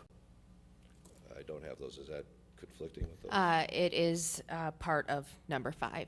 So the shared access agreement was going to be required. Yes. Yes. Restating what you guys had. So essentially, and I just want to make sure I understand this, because we could just recommend, what you're stating is exactly what's per staff recommendations at this point. Just kind of clarified a little bit, maybe. Well, 5 says review and approval of a shared access agreement between all affected properties prior to the recording of the CSM. Correct, but in this case, that almost insinuates that they're going to be a part of the access and have rights to it if they also have the ability to basically abandon their rights too. All right, well then, so I'd like to second Alderman Strolchek's motion with staff's recommendations 1 through 9, but adding to the part that you started this out with. And if legally we get to a point where we can work it out and the original CSM is, then it's done at that point, so. Yeah, it is. unfortunately, we have to protect the city here. We can't get Correct. ourselves in another. And that's why we won't record the CSM, and we have basically a year before it expires, so we have time to work this out. We won't record that CSM until I get confirmation from the attorney that we've done what we could to protect ourselves.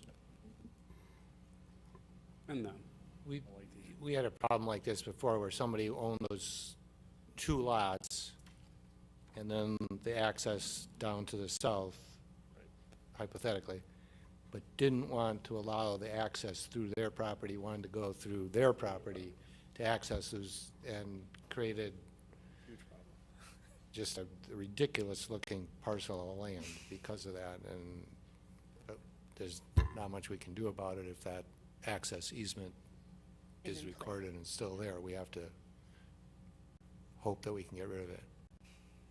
So, The distance from Highland up to these 2 lots would be almost equal to the distance through our property yeah. to those 2 lots. So it's not like coming through our lots makes it a shorter distance to a main road. Yeah, well, the good thing is they're owned by the same person, Right. so let's hope logic prevails.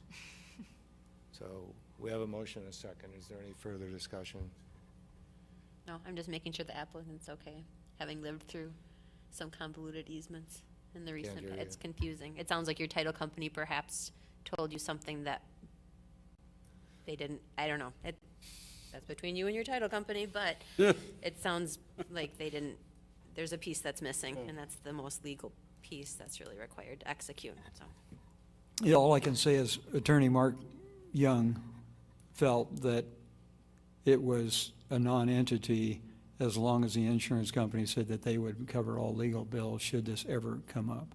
Yeah. And they looked at it as well and said, well, he's been using the other access for years.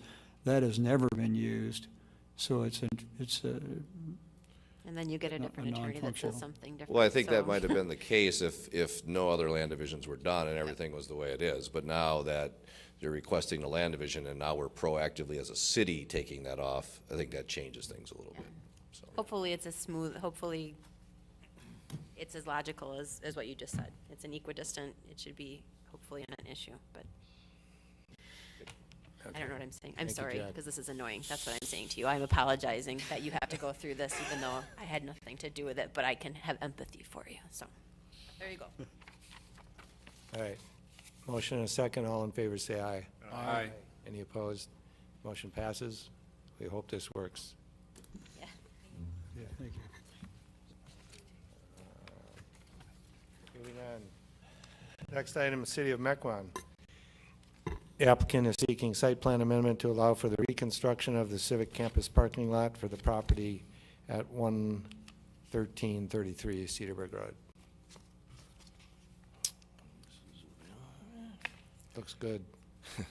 well, I think many of you probably have heard a lot about parking over the last couple of years. So right in front of you is the latest design of our Civic Campus parking lot. In terms of the geometrics, we're adding 43 spaces to the parking lot for a total of 181. As you can see on the plan, we've added a number of pedestrian-friendly devices. We have a sidewalk located on the south side of the parking lot as well as the north side. The south side one will connect to the interurban as well as to the Spur 16 development that will cross the railroad in this location.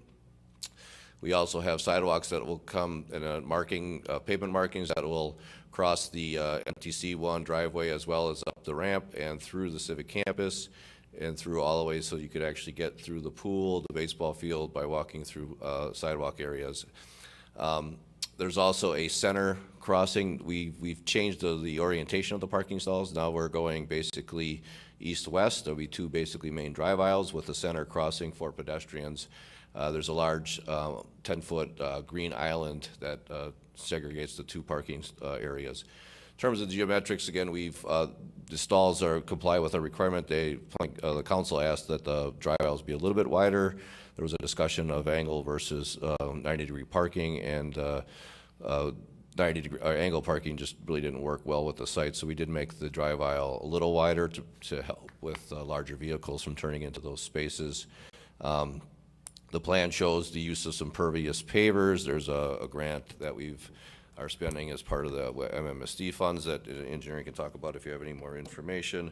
But there are pervious pavers located in the center drive aisle as well as in this location over here.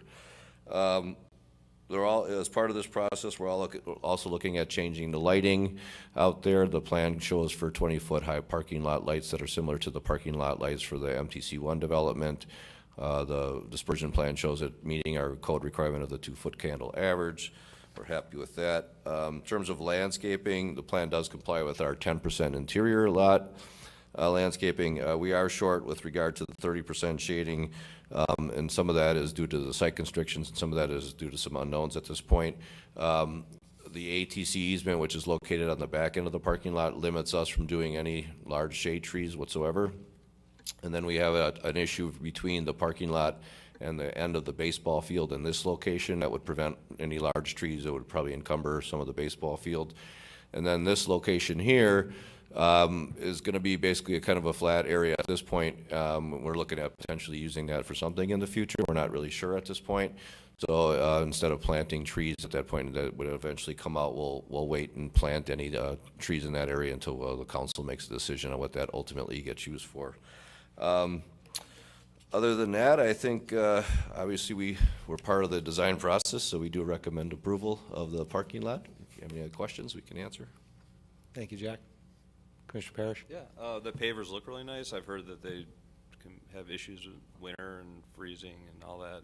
Do you want to touch on maintenance costs for that? Sure.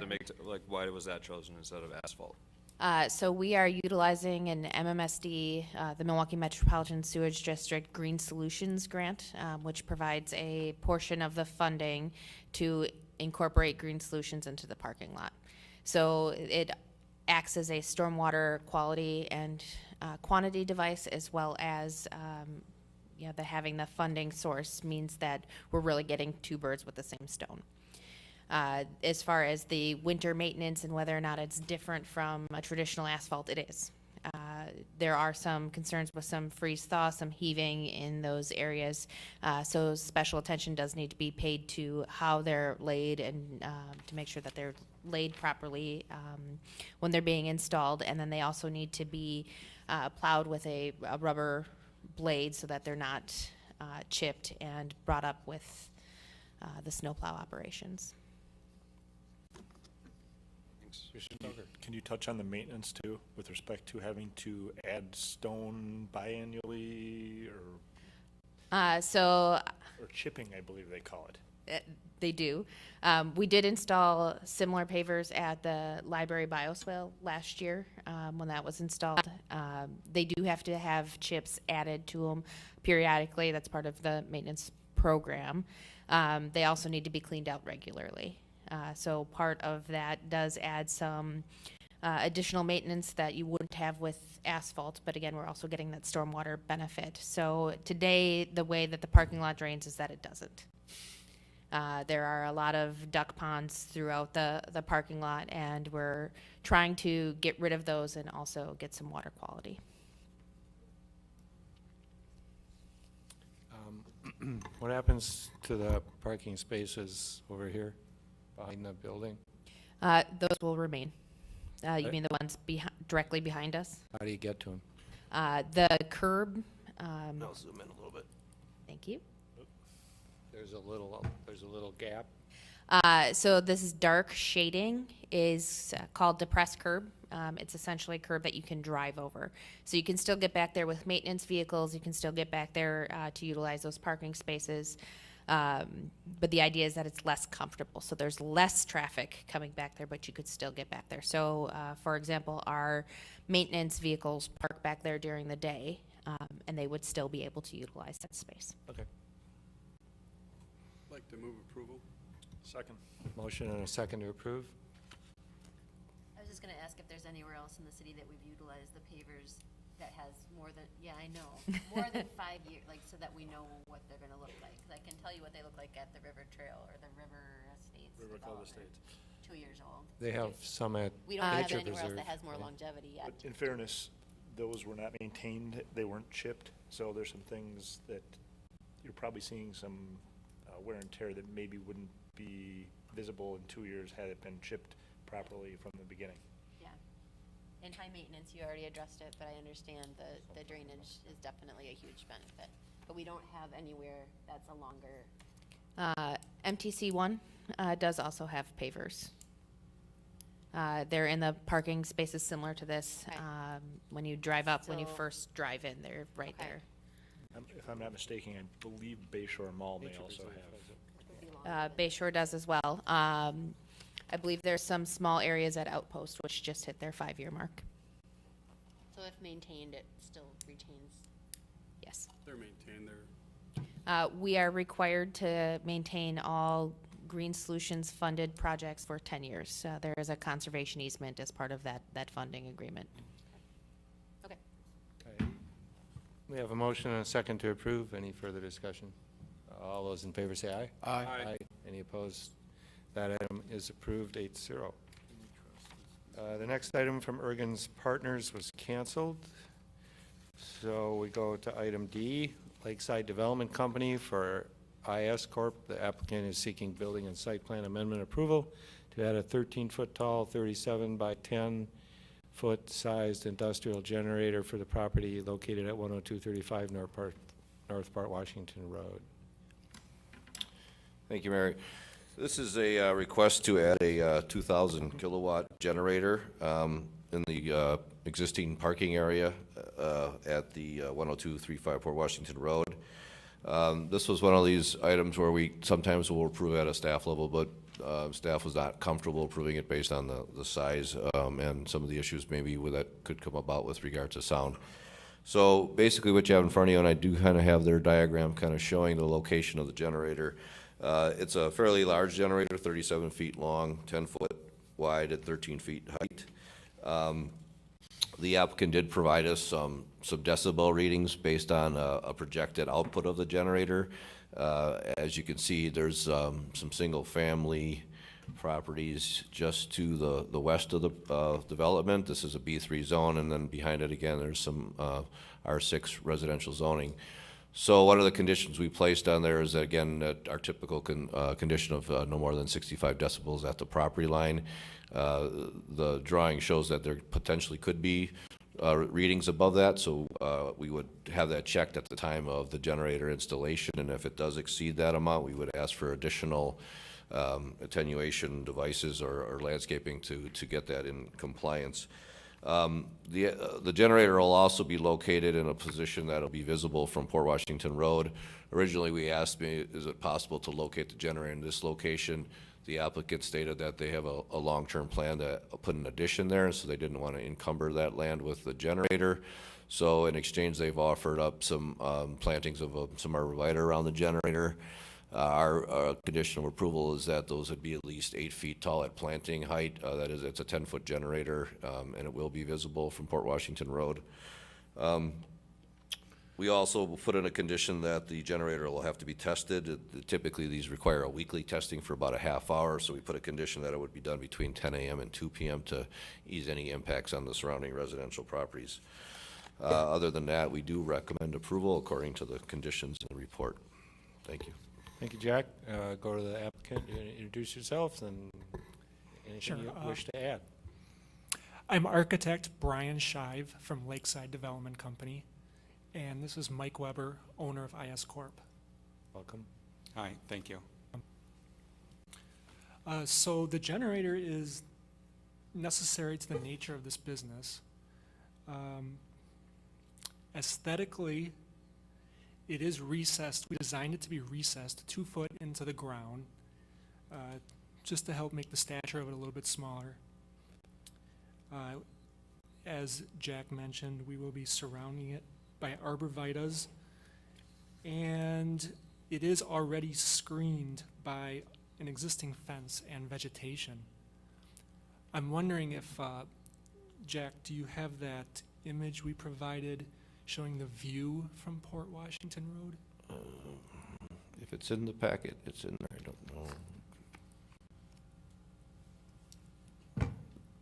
know. So that yellow box represents the generator fairly accurately, and it would be behind that fence, behind all that landscaping, behind that vehicle that's parked there, and I really don't think it would be visible from Port Washington Road, which is really the only place you can see it from.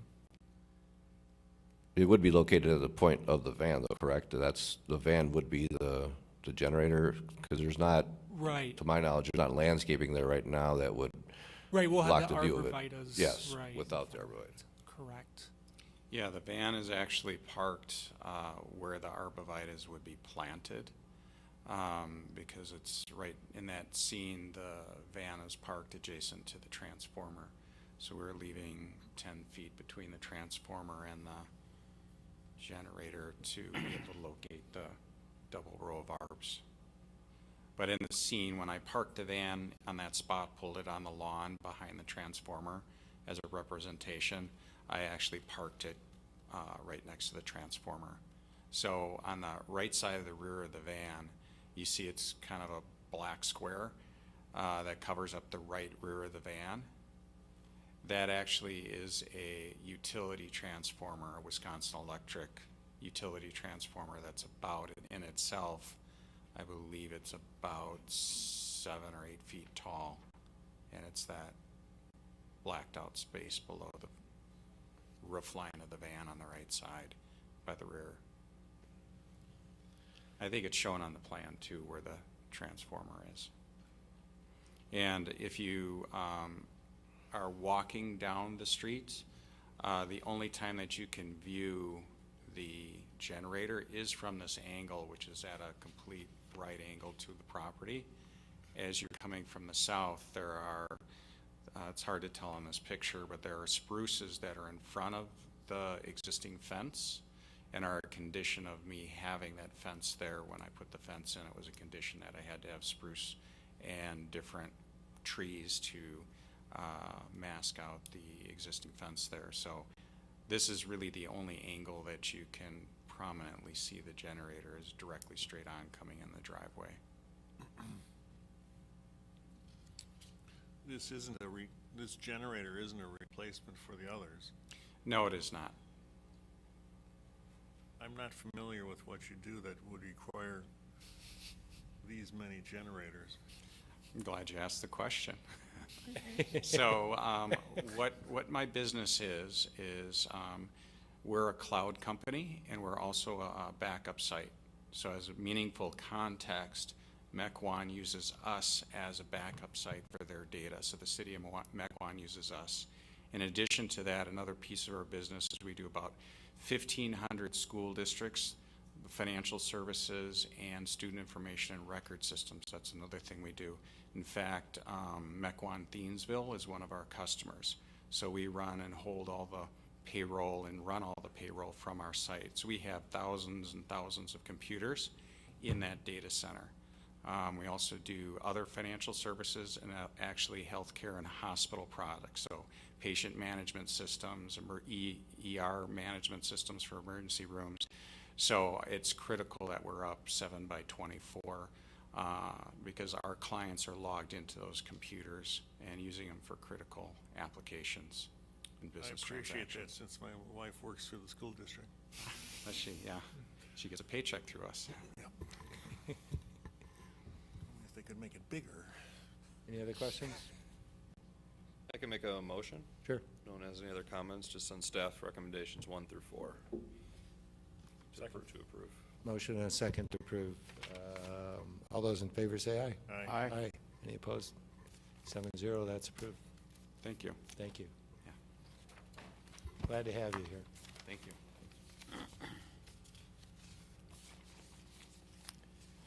Next item, number E, Fahim Beg for Clark Gas Station. The applicant is seeking building and site plan amendment to allow for a building expansion to the C-store for the property located at 10355 North Port Washington Road, Clark Gas Station. So the applicant was before the commission for a consultation for an addition in October 2017. He is now before us for final building and site plan amendment. As stated, they are adding on to the existing C-store. The proposed project is roughly a 1,000 square foot addition to the north, south, and west of the existing building.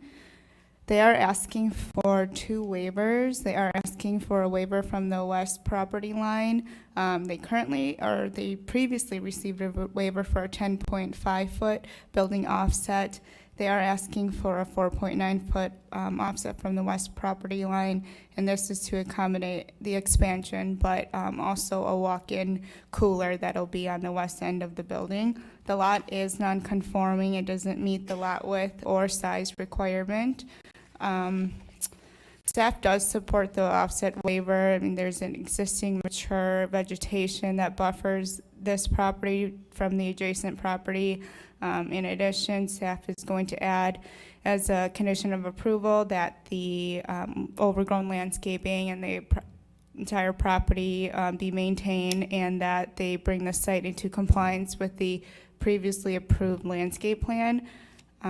They are also asking for an open space ratio waiver. They currently, with the addition, will be at 28.2. That comes pretty close to meeting the 30% considering the size of the lot. And with the condition of approval to meet the landscape plan, which will require additional plantings, we believe that brings them closer to meeting that 30%. So we also are in favor of approving that waiver. The site meets the parking requirements. They are proposing 11. They're not removing any stalls as part of the addition, so that meets the parking requirements for the use and the building design.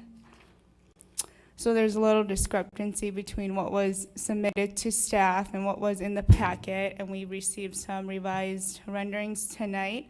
They are proposing to use a split face block that's existing along the base of the building. The same material will be used on the entryway and then also on the pillars on the building. The top portion, the portions above the windows, will be a brick veneer, and then there's proposed aluminum fascia around the entire elevation of the building. Staff is supportive of the overall design and the materials. Staff is recommending, we saw a few renditions where the pillars went above the windows. In one elevation, it shows it flush to the top of the windows. We do like the pillars to be at the same height as the top of the window, so that is our recommendation. We are also recommending that the brick be extended all the way around the building to the west elevation as well. There are a few non-compliant or site issues on the property that will have to be addressed. As mentioned, the site needs to come into compliance with the landscape plan. If they don't want to comply with that, they'll have to submit a revised landscape plan for staff review and approval. There's also miscellaneous outdoor storage that is not shown on the site plan, so as part of the revised site plan, those locations shall be shown. There is non-compliant lighting on the property that should be brought into compliance, and then just also the removal of non-functioning equipment, particularly the telephone, the existing telephone equipment on this site. So with that, staff recommends approval. We think this is a great improvement to the intersection and the area. So we recommend approval of the building and site plan amendment subject to the conditions in the report. Thank you, Papula. We'll go to the applicant. Do you have any thing you'd like to add? Yeah, Fahim Beg. I already, read those points, and I talked to them and told them, well, we will be conforming to whatever they are requiring us to do. We have resubmitted the updated color rendering to match the windows, and some of the equipment which is out there right now is like a heating unit, a cooler, compressor that will be moved after the addition, and I think the telephone pole would be removed, and we will work with the landscaping plan that they have in the with them to see, to conform to the landscaping that what they are proposing.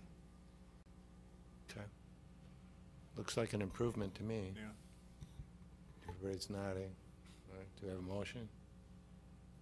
Yeah, I think it's a great improvement. I also prefer this, where the split-face block does not extend above the windows.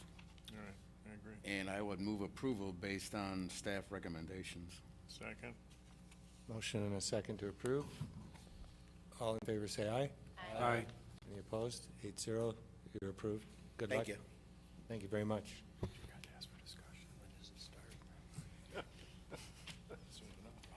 Next item is Kiefer Signs for Shopko Optical. The applicant is seeking approval for a proposed sign for Shopko Optical for the property located at 10930 North Port Washington Road in the Mequon Pavilions. So the applicant is requesting a sign waiver for the design of a proposed sign for a tenant in Mequon Pavilions. Staff does not support the proposed design. It is channel letters on top of a proposed green aluminum backer panel. So staff is deferring to Planning Commission for an approval of a sign waiver. Staff is in favor of the channel letters that's proposed, which match many of the other many of the other signs in the development, and which would be compliant with the approved master sign plan on file. Staff understands that the green background is a solution to incorporate the brand recognition and brand colors. We do believe it can be incorporated with the channel letters itself, whether that be all the letters be green or one of the optical be green and Shopko remain white. We just don't believe that the design matches the intent of the master sign plan. This property is also adjacent to Port Washington Road, so it's very visible from the road. There is one other tenant in the development that has an approved backer panel. I'm sorry, that's really, there's some. The noodle sign, which I don't know if is included, the noodle sign does have a backer panel as part of their sign. However, we believe it's better incorporated into the sign. It's also not adjacent to Port Washington. It's one of the corner lots that's more set back.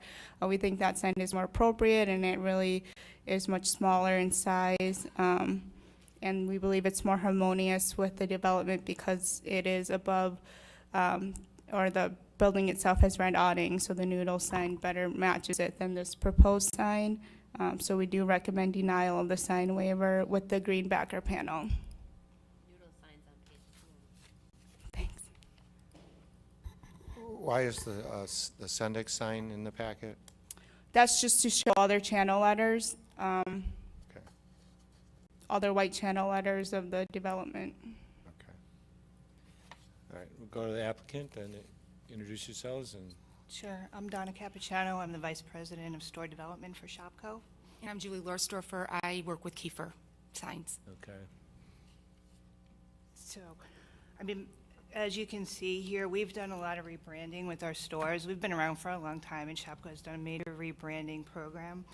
And so we've brought the green and the white into like even Madison, and now we've just developed a new Shopko Optical, and we're going to be rolling those out. I do want to say we're very excited. Mequon's going to be our very first freestanding optical that's not going to have a close proximity to our store, and we've got a lot of other things that we're planning in the Milwaukee area, so it's very important to us to have our branding. And we understand that under the master sign plan, if it is part of being a national brand, that it was allowed. And when we passed this through, even with the developer of the property, they thought it would be allowed as well. We would just like to continue to incorporate our branding as we now go on a big expansion with the opticals. I don't know if you have anything to add. And can you do it with channel letters? We don't have that in any of our portfolio. I mean, we have over 375 stores in 26 states, and they're all going to this branding.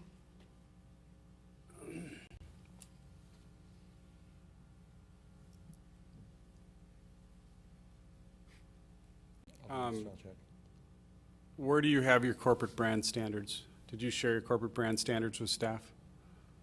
We did share that. The lease agreement was shared because that's what Yes. we were basing it off of. Yes. As far as what was allowed, as far as that, I don't think you have that. No. So in the lease, it's incorporated, I believe there's a master plan that was agreed to with Brixmor. And then our signage was reviewed with Brixmor, and then this sign was actually put into our lease in the executed document, that they felt that it was in compliance with what was agreed to, because it was our national branding. Well, that's their opinion, and we're figuring out what works here for the city. I guess what I'm specifically asking for is national brands typically have a brand standard, and they have a brand standard sheet that they have, and it's just their typical corporate brand standard. Is there such a brand standard sheet for Shopko corporate? We don't, it's just a spec, it's individual on each, like I've worked for Staples, Kohl's, I work for Shopko now, it's no different than we would work with a sign company for each individual space that we would go into, and then it's the white channel letters on a green background, that is our standard. And what that looks like is not always going to be exactly the same across the board. As you can see, some of these are bigger. If you come up to Green Bay, you look at a Schwamidon, it's much bigger than even in Madison, so it differs a little bit. Okay. My initial instinct is to support staff's recommendation, so I'm just trying to work with you. I'm also in corporate graphics, so I'm definitely a guy that you can talk with on a, on a branding level. What I'm struggling with here is just the massiveness of the sign. You've got an 18-foot, 6-inch sign in which you want to maximize your sign, your allowable sign area, and then you also want the green backer.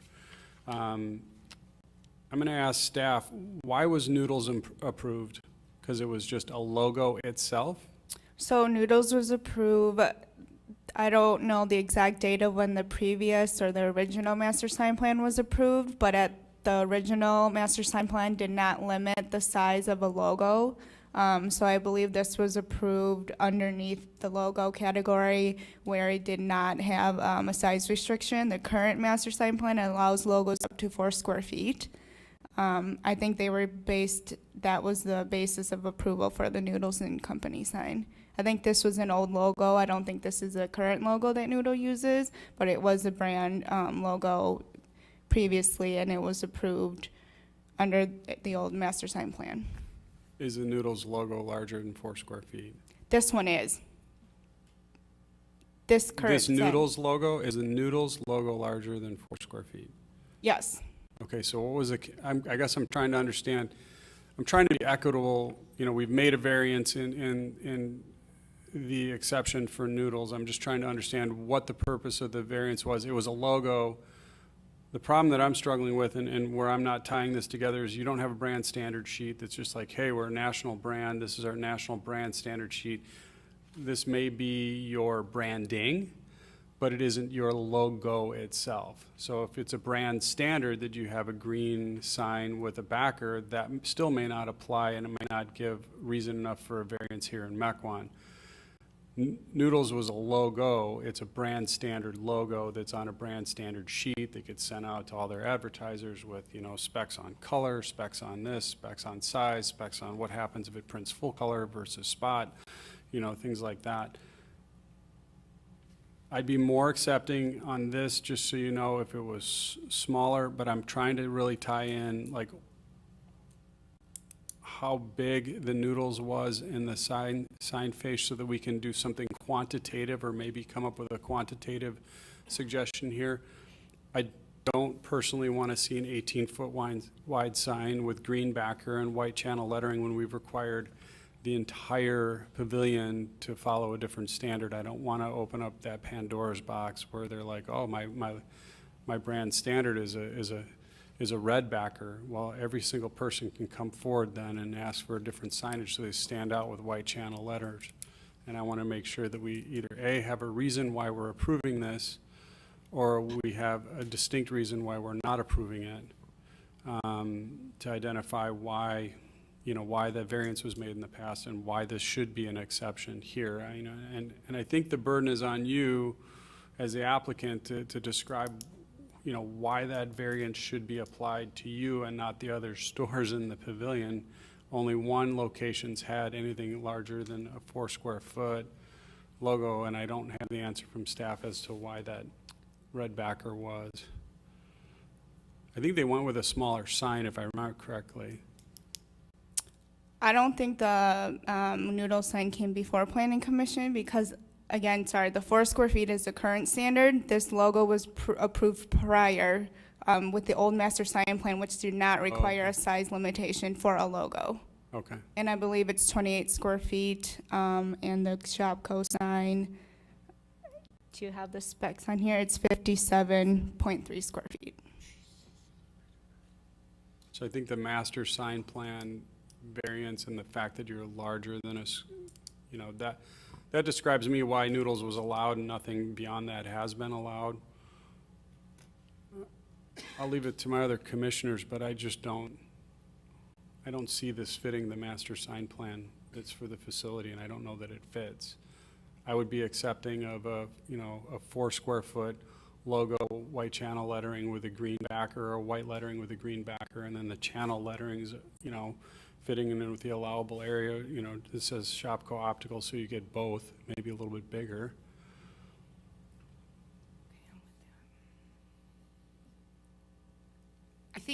I just wanted to add just this comment as far as when Shopko came in and signed their lease. When it was presented to Kiefer, we obviously follow the master sign plan. Sure. But we also review that lease. And in reviewing that lease, I think when Shopko realized that it was going to be a problem, it wasn't when that lease was executed. When that lease was executed, this brand was allowed. And I think that's now where that confusion is coming into when they signed. And I wasn't there at the signing, but when Shopko signed that lease, they didn't think that this was going to be an issue or a problem because it is their national brand, if that makes a So little what more was the sense. date of the lease signing and that this went into effect, and what was the date of the master sign plan? Do we have those dates? I have a feeling that the master sign plan was in place when you signed your lease. It was. Okay. So that argument really isn't. Okay. So the owners of the shopping center like the sign. Signed off. They approved the sign. They what? They would have approved the sign in their They lease. approved the So, yeah. Mm-hmm. Doesn't mean they were representing the sign code. City. Not the city. They're not representing us, Oh, but they were No, okay they with weren't this. They were okay with this. They were representing their interpretation of what they thought the agreement was with the city. Mayor. I'd be okay with, I don't like the surface area. If it was a much smaller mass, I probably would, It's like less green behind. just a much smaller surface area. At 57 What? square feet. Yeah. I mean, what if the background for the Shopko was the green and the optical was a separate text held off to the side? I'd still want to see it slightly smaller. I'd rather it still be this and just smaller than getting Right. tricky, So you were saying smaller in size. That's just my opinion. I don't think that's acceptable. And it is a slippery slope for the rest of the tenants in that center, Yeah. so I'm still tempted to vote no, but if you did come back with a much smaller version, I would consider it. You have someone that wants to speak. Well, wanna Fafula help wasn't with the here for motion? a lot of this history, so I thought I'd help a little bit. So the original master sign plan for the pavilions basically required all tenants to have white channel letters. There was no exceptions to that. A number of years ago, we did allow for, and the logos were not really covered in it, so that's why the Sendik's picture, I think you saw, that was under the previous master sign plan, and they had larger logos. So when the master sign plan was amended, we did allow for different tenants to have colored channel letter signs, but it was always the intent still just to have channel lettered signs. We did ease up a little bit with the allowance for raceway, like the Sendik's, as you can see, there's no raceway there, but they had so much difficulty with puncturing holes in that fascia all the time when the tenants changed. So we did ease up some of our requirements to allow for a raceway in there. But the intent was always still to have channel letter signage. The noodle sign, what I can recall from that discussion was that we felt that it was a logo and a kind of a logo and a sign, but it also fit the size and location of where it was being put. It also, the color of that background also complemented the awning and the design of the building. So we felt that was still within the spirit and intent of the sign code.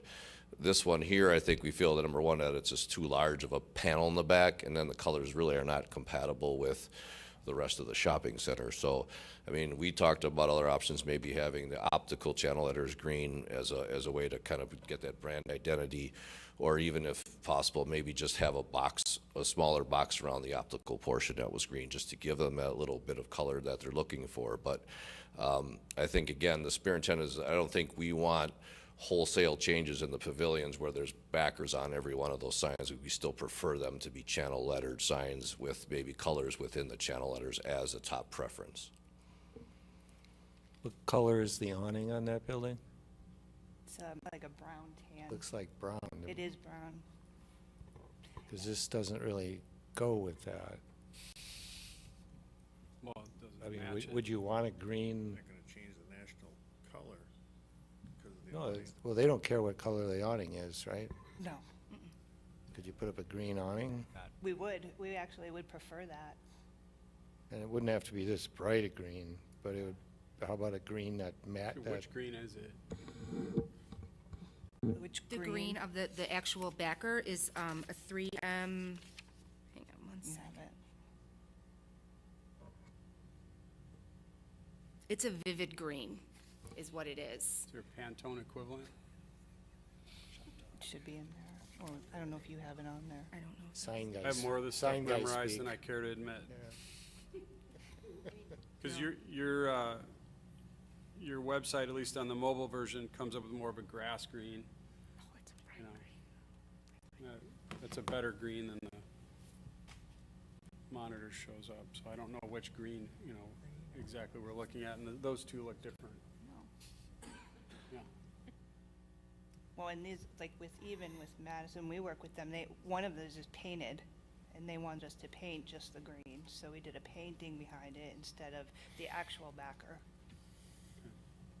Well, that's a bright green. Yes. What's more of a grass green? Depending But on- it conflicts with the other colors in I the agree. center. Yeah, It's too big. we can't use that green. So what works better, a motion to deny or a motion to table and allow them to come back? Table it. I just wanted to make sure we had appropriate discussion, so you knew where we were. If we tabled it, you knew what to come back Absolutely. with. Yeah, I think. Commissioners, what do we like that we might agree to when they come back so they can do their work once? Well, we like channel letters. You like channel letters? Well, Plus they, one for that. What was your suggestion about like a smaller version of that and then the regular larger version being just the white channel letter Shapco Optical? Yeah, I mean, I'd be, Maybe too small, but that almost kind of like how Sundix has the truck out in front of Sundix. It'd have to be pretty small. well, they don't but it have to be does white meet your- letters. I don't do know, they? maybe. Because then you won't be able to see them. I just, Yeah, maybe some accent of green, like an underline or something, I that don't would, know. I don't know. can they have green letters? According to master sign plan, can they have green have letters? green letters. Yeah, you can have colored letters. Okay, so things I would be supportive of. One would be a smaller, just rectangular, fitting in that 4 square foot Shopko Optical square with the channel white letters that spell out Shopko Optical as larger, so it'd be like just a logo mark off to the left, just to give you your green branding. Second thing I'd be okay with is if you put the word Shopko in your green and the optical in white, probably in the existing size. If you came up with a wish list version where you maybe had like just a green box around it, maybe a 3-inch raceway green box around it where it would go to the wall color, in the center, so it'd be just kind of a, tying in, again, you're getting your green, it's a square shape. It's just not your full backer. I would take consideration on that, but I'd want to definitely hear what the other commissioners would have to say on that third option. But that would be a maybe. Explain that again. Put a You're square box outlining it. around it, like a 4-inch wide square box. I don't like that idea. I Okay, don't like so we're framing not it. getting support on that, but the first two versions sounds like we will. She crossed it out. I did too. I think we're covered. Mr. Support Stoker. what Jack recommended. First of all, get the size smaller, keep the Louder. Shopko in white channel letters, and then keep the optical in the green box smaller, mind you, much smaller. So you do still have some of the branding. You understand what I'm saying? The Shopko has no green background whatsoever. It's white channel letters only, again, smaller than what's to get down within the size, and then just the optical, so it almost looks like it's more of a logo thing than it is. I like that, but I struggle with just right now where we're at, how large that 18-foot, so it'd have to be smaller on some level. 100% of the agreement, it would have to be significantly smaller. You know, you may stand out more with a smaller logo. You don't necessarily need one, you know, it saves you money too. I know, you want it big. If you want to change the awning to match the sign, that would be good. Yeah, they need glasses. They need a big sign. I don't think they want bright green awnings. No, but If you can call out the bright Pantone green and number. brown don't go together. I'm sorry, Sam. I just didn't see it when I was quickly maybe they looking for it. do. If you could just call out the Pantone number that you're trying to match and then the 3M equivalent, I'll look that up in my book before coming in, and, or if you have a sample of it for the next meeting so we can see the They'll green. help you. Absolutely. You can call me too. Can I make a motion? Okay, Are we want you to tabling be this to open? successful. I think that's what we're Thank you. Yeah. Yeah, I'd make a motion to not gonna table, sell it this week. I second. Motion and a second to table. so that you have an opportunity to come Sure. back. Thank you. You don't We have to appreciate that. reapply. Yeah, we really do, thank you. Yep, Yeah. we're really excited that you're here. We're just trying to work with you. All in favor, say aye. Aye. Aye, Any opposed? Thank See you again. thank you. Table, sorry.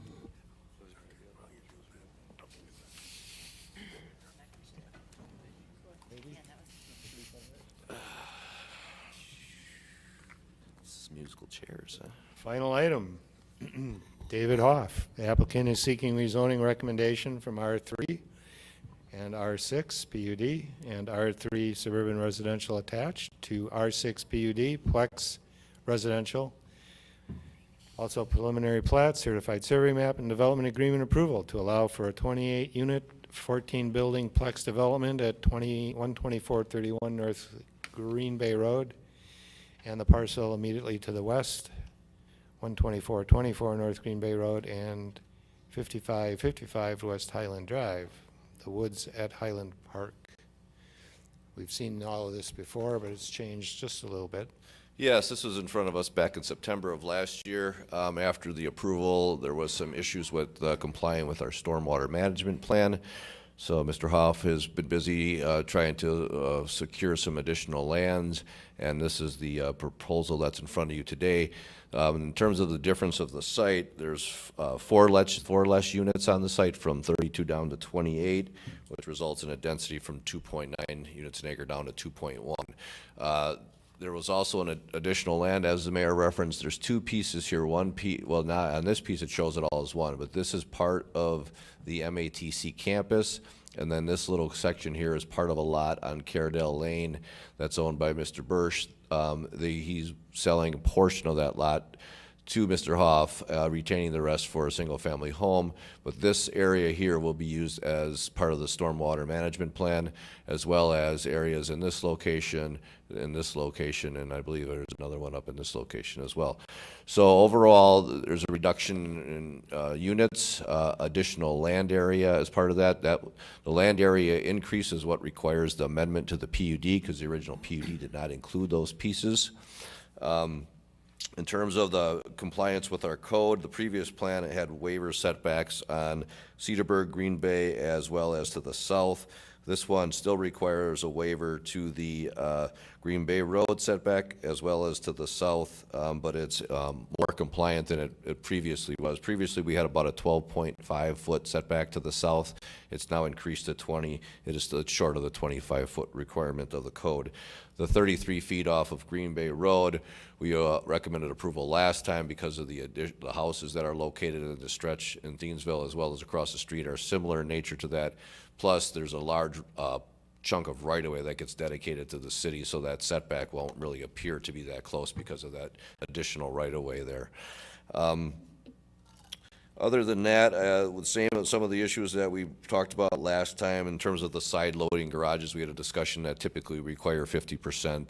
They didn't meet it then. They still don't meet it here. We're a little bit closer. We talked about having a condition when the buildings come forward with that the garage doors have some architectural design features, windows, things like that as a solution to that problem. I think we're still in support of that. The green space ratio, or the impervious surface ratio drops from 36 to 32. So again, that's a benefit to the city. It's not quite at the 30 yet, but we've seen improvement because of the additional acreage that have been added to the plan. One other thing you may remember is that the neighbor who is present here today, who lives in this building here, did not want a connection off of Cedarburg Road.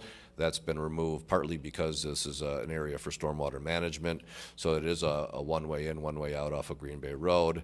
The road is shown as a private road. It's not a public road that the city will have to maintain. Again, the certified survey map basically creates one lot for the main parcel where all the development will be. Lot 2 will be this remnant of MATC and the Caredale Lane piece, and then Lot 3 will be the single family.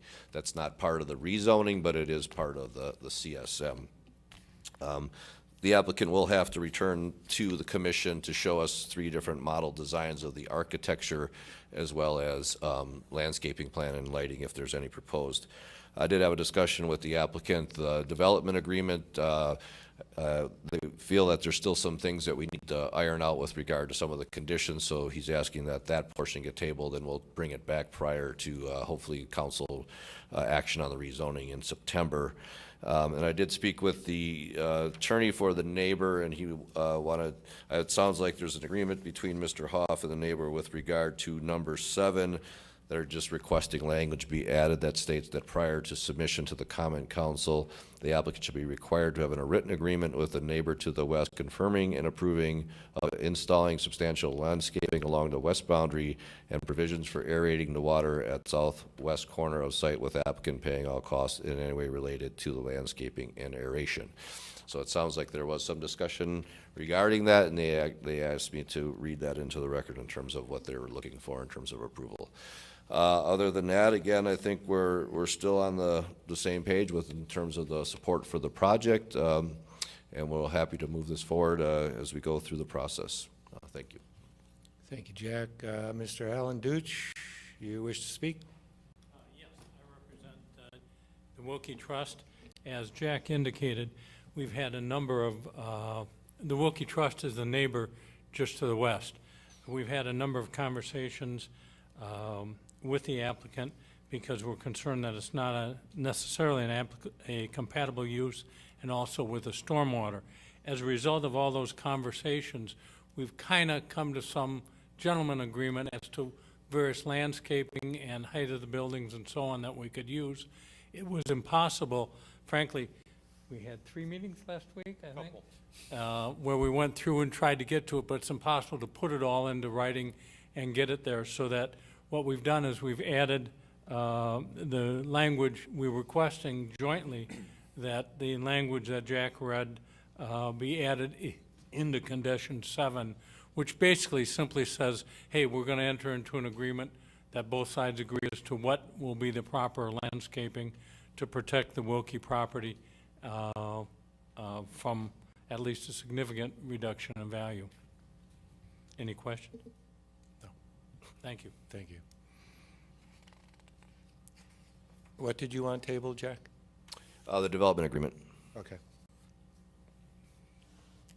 All right, I'll move approval with added language for number 7 and tabling. I'll have to do that separate. Yeah. I'll second. Okay. Should we do the tabling of the development agreement first? Sure. Because otherwise we just approved it and then we're going to table it. All right, is that a motion? I'll make a motion to table the development agreement. Second. Second. Motion and a second to table the development agreement. All in favor say aye. Aye. Aye. Any opposed? Development agreement is tabled. And we have a motion to approve with amended language to number 7. Second. Motion and a second. Any further discussion? All in favor say aye. Aye. Any opposed? Motion passes. Great. Back on the road again. Thank you. You're welcome. Thank you.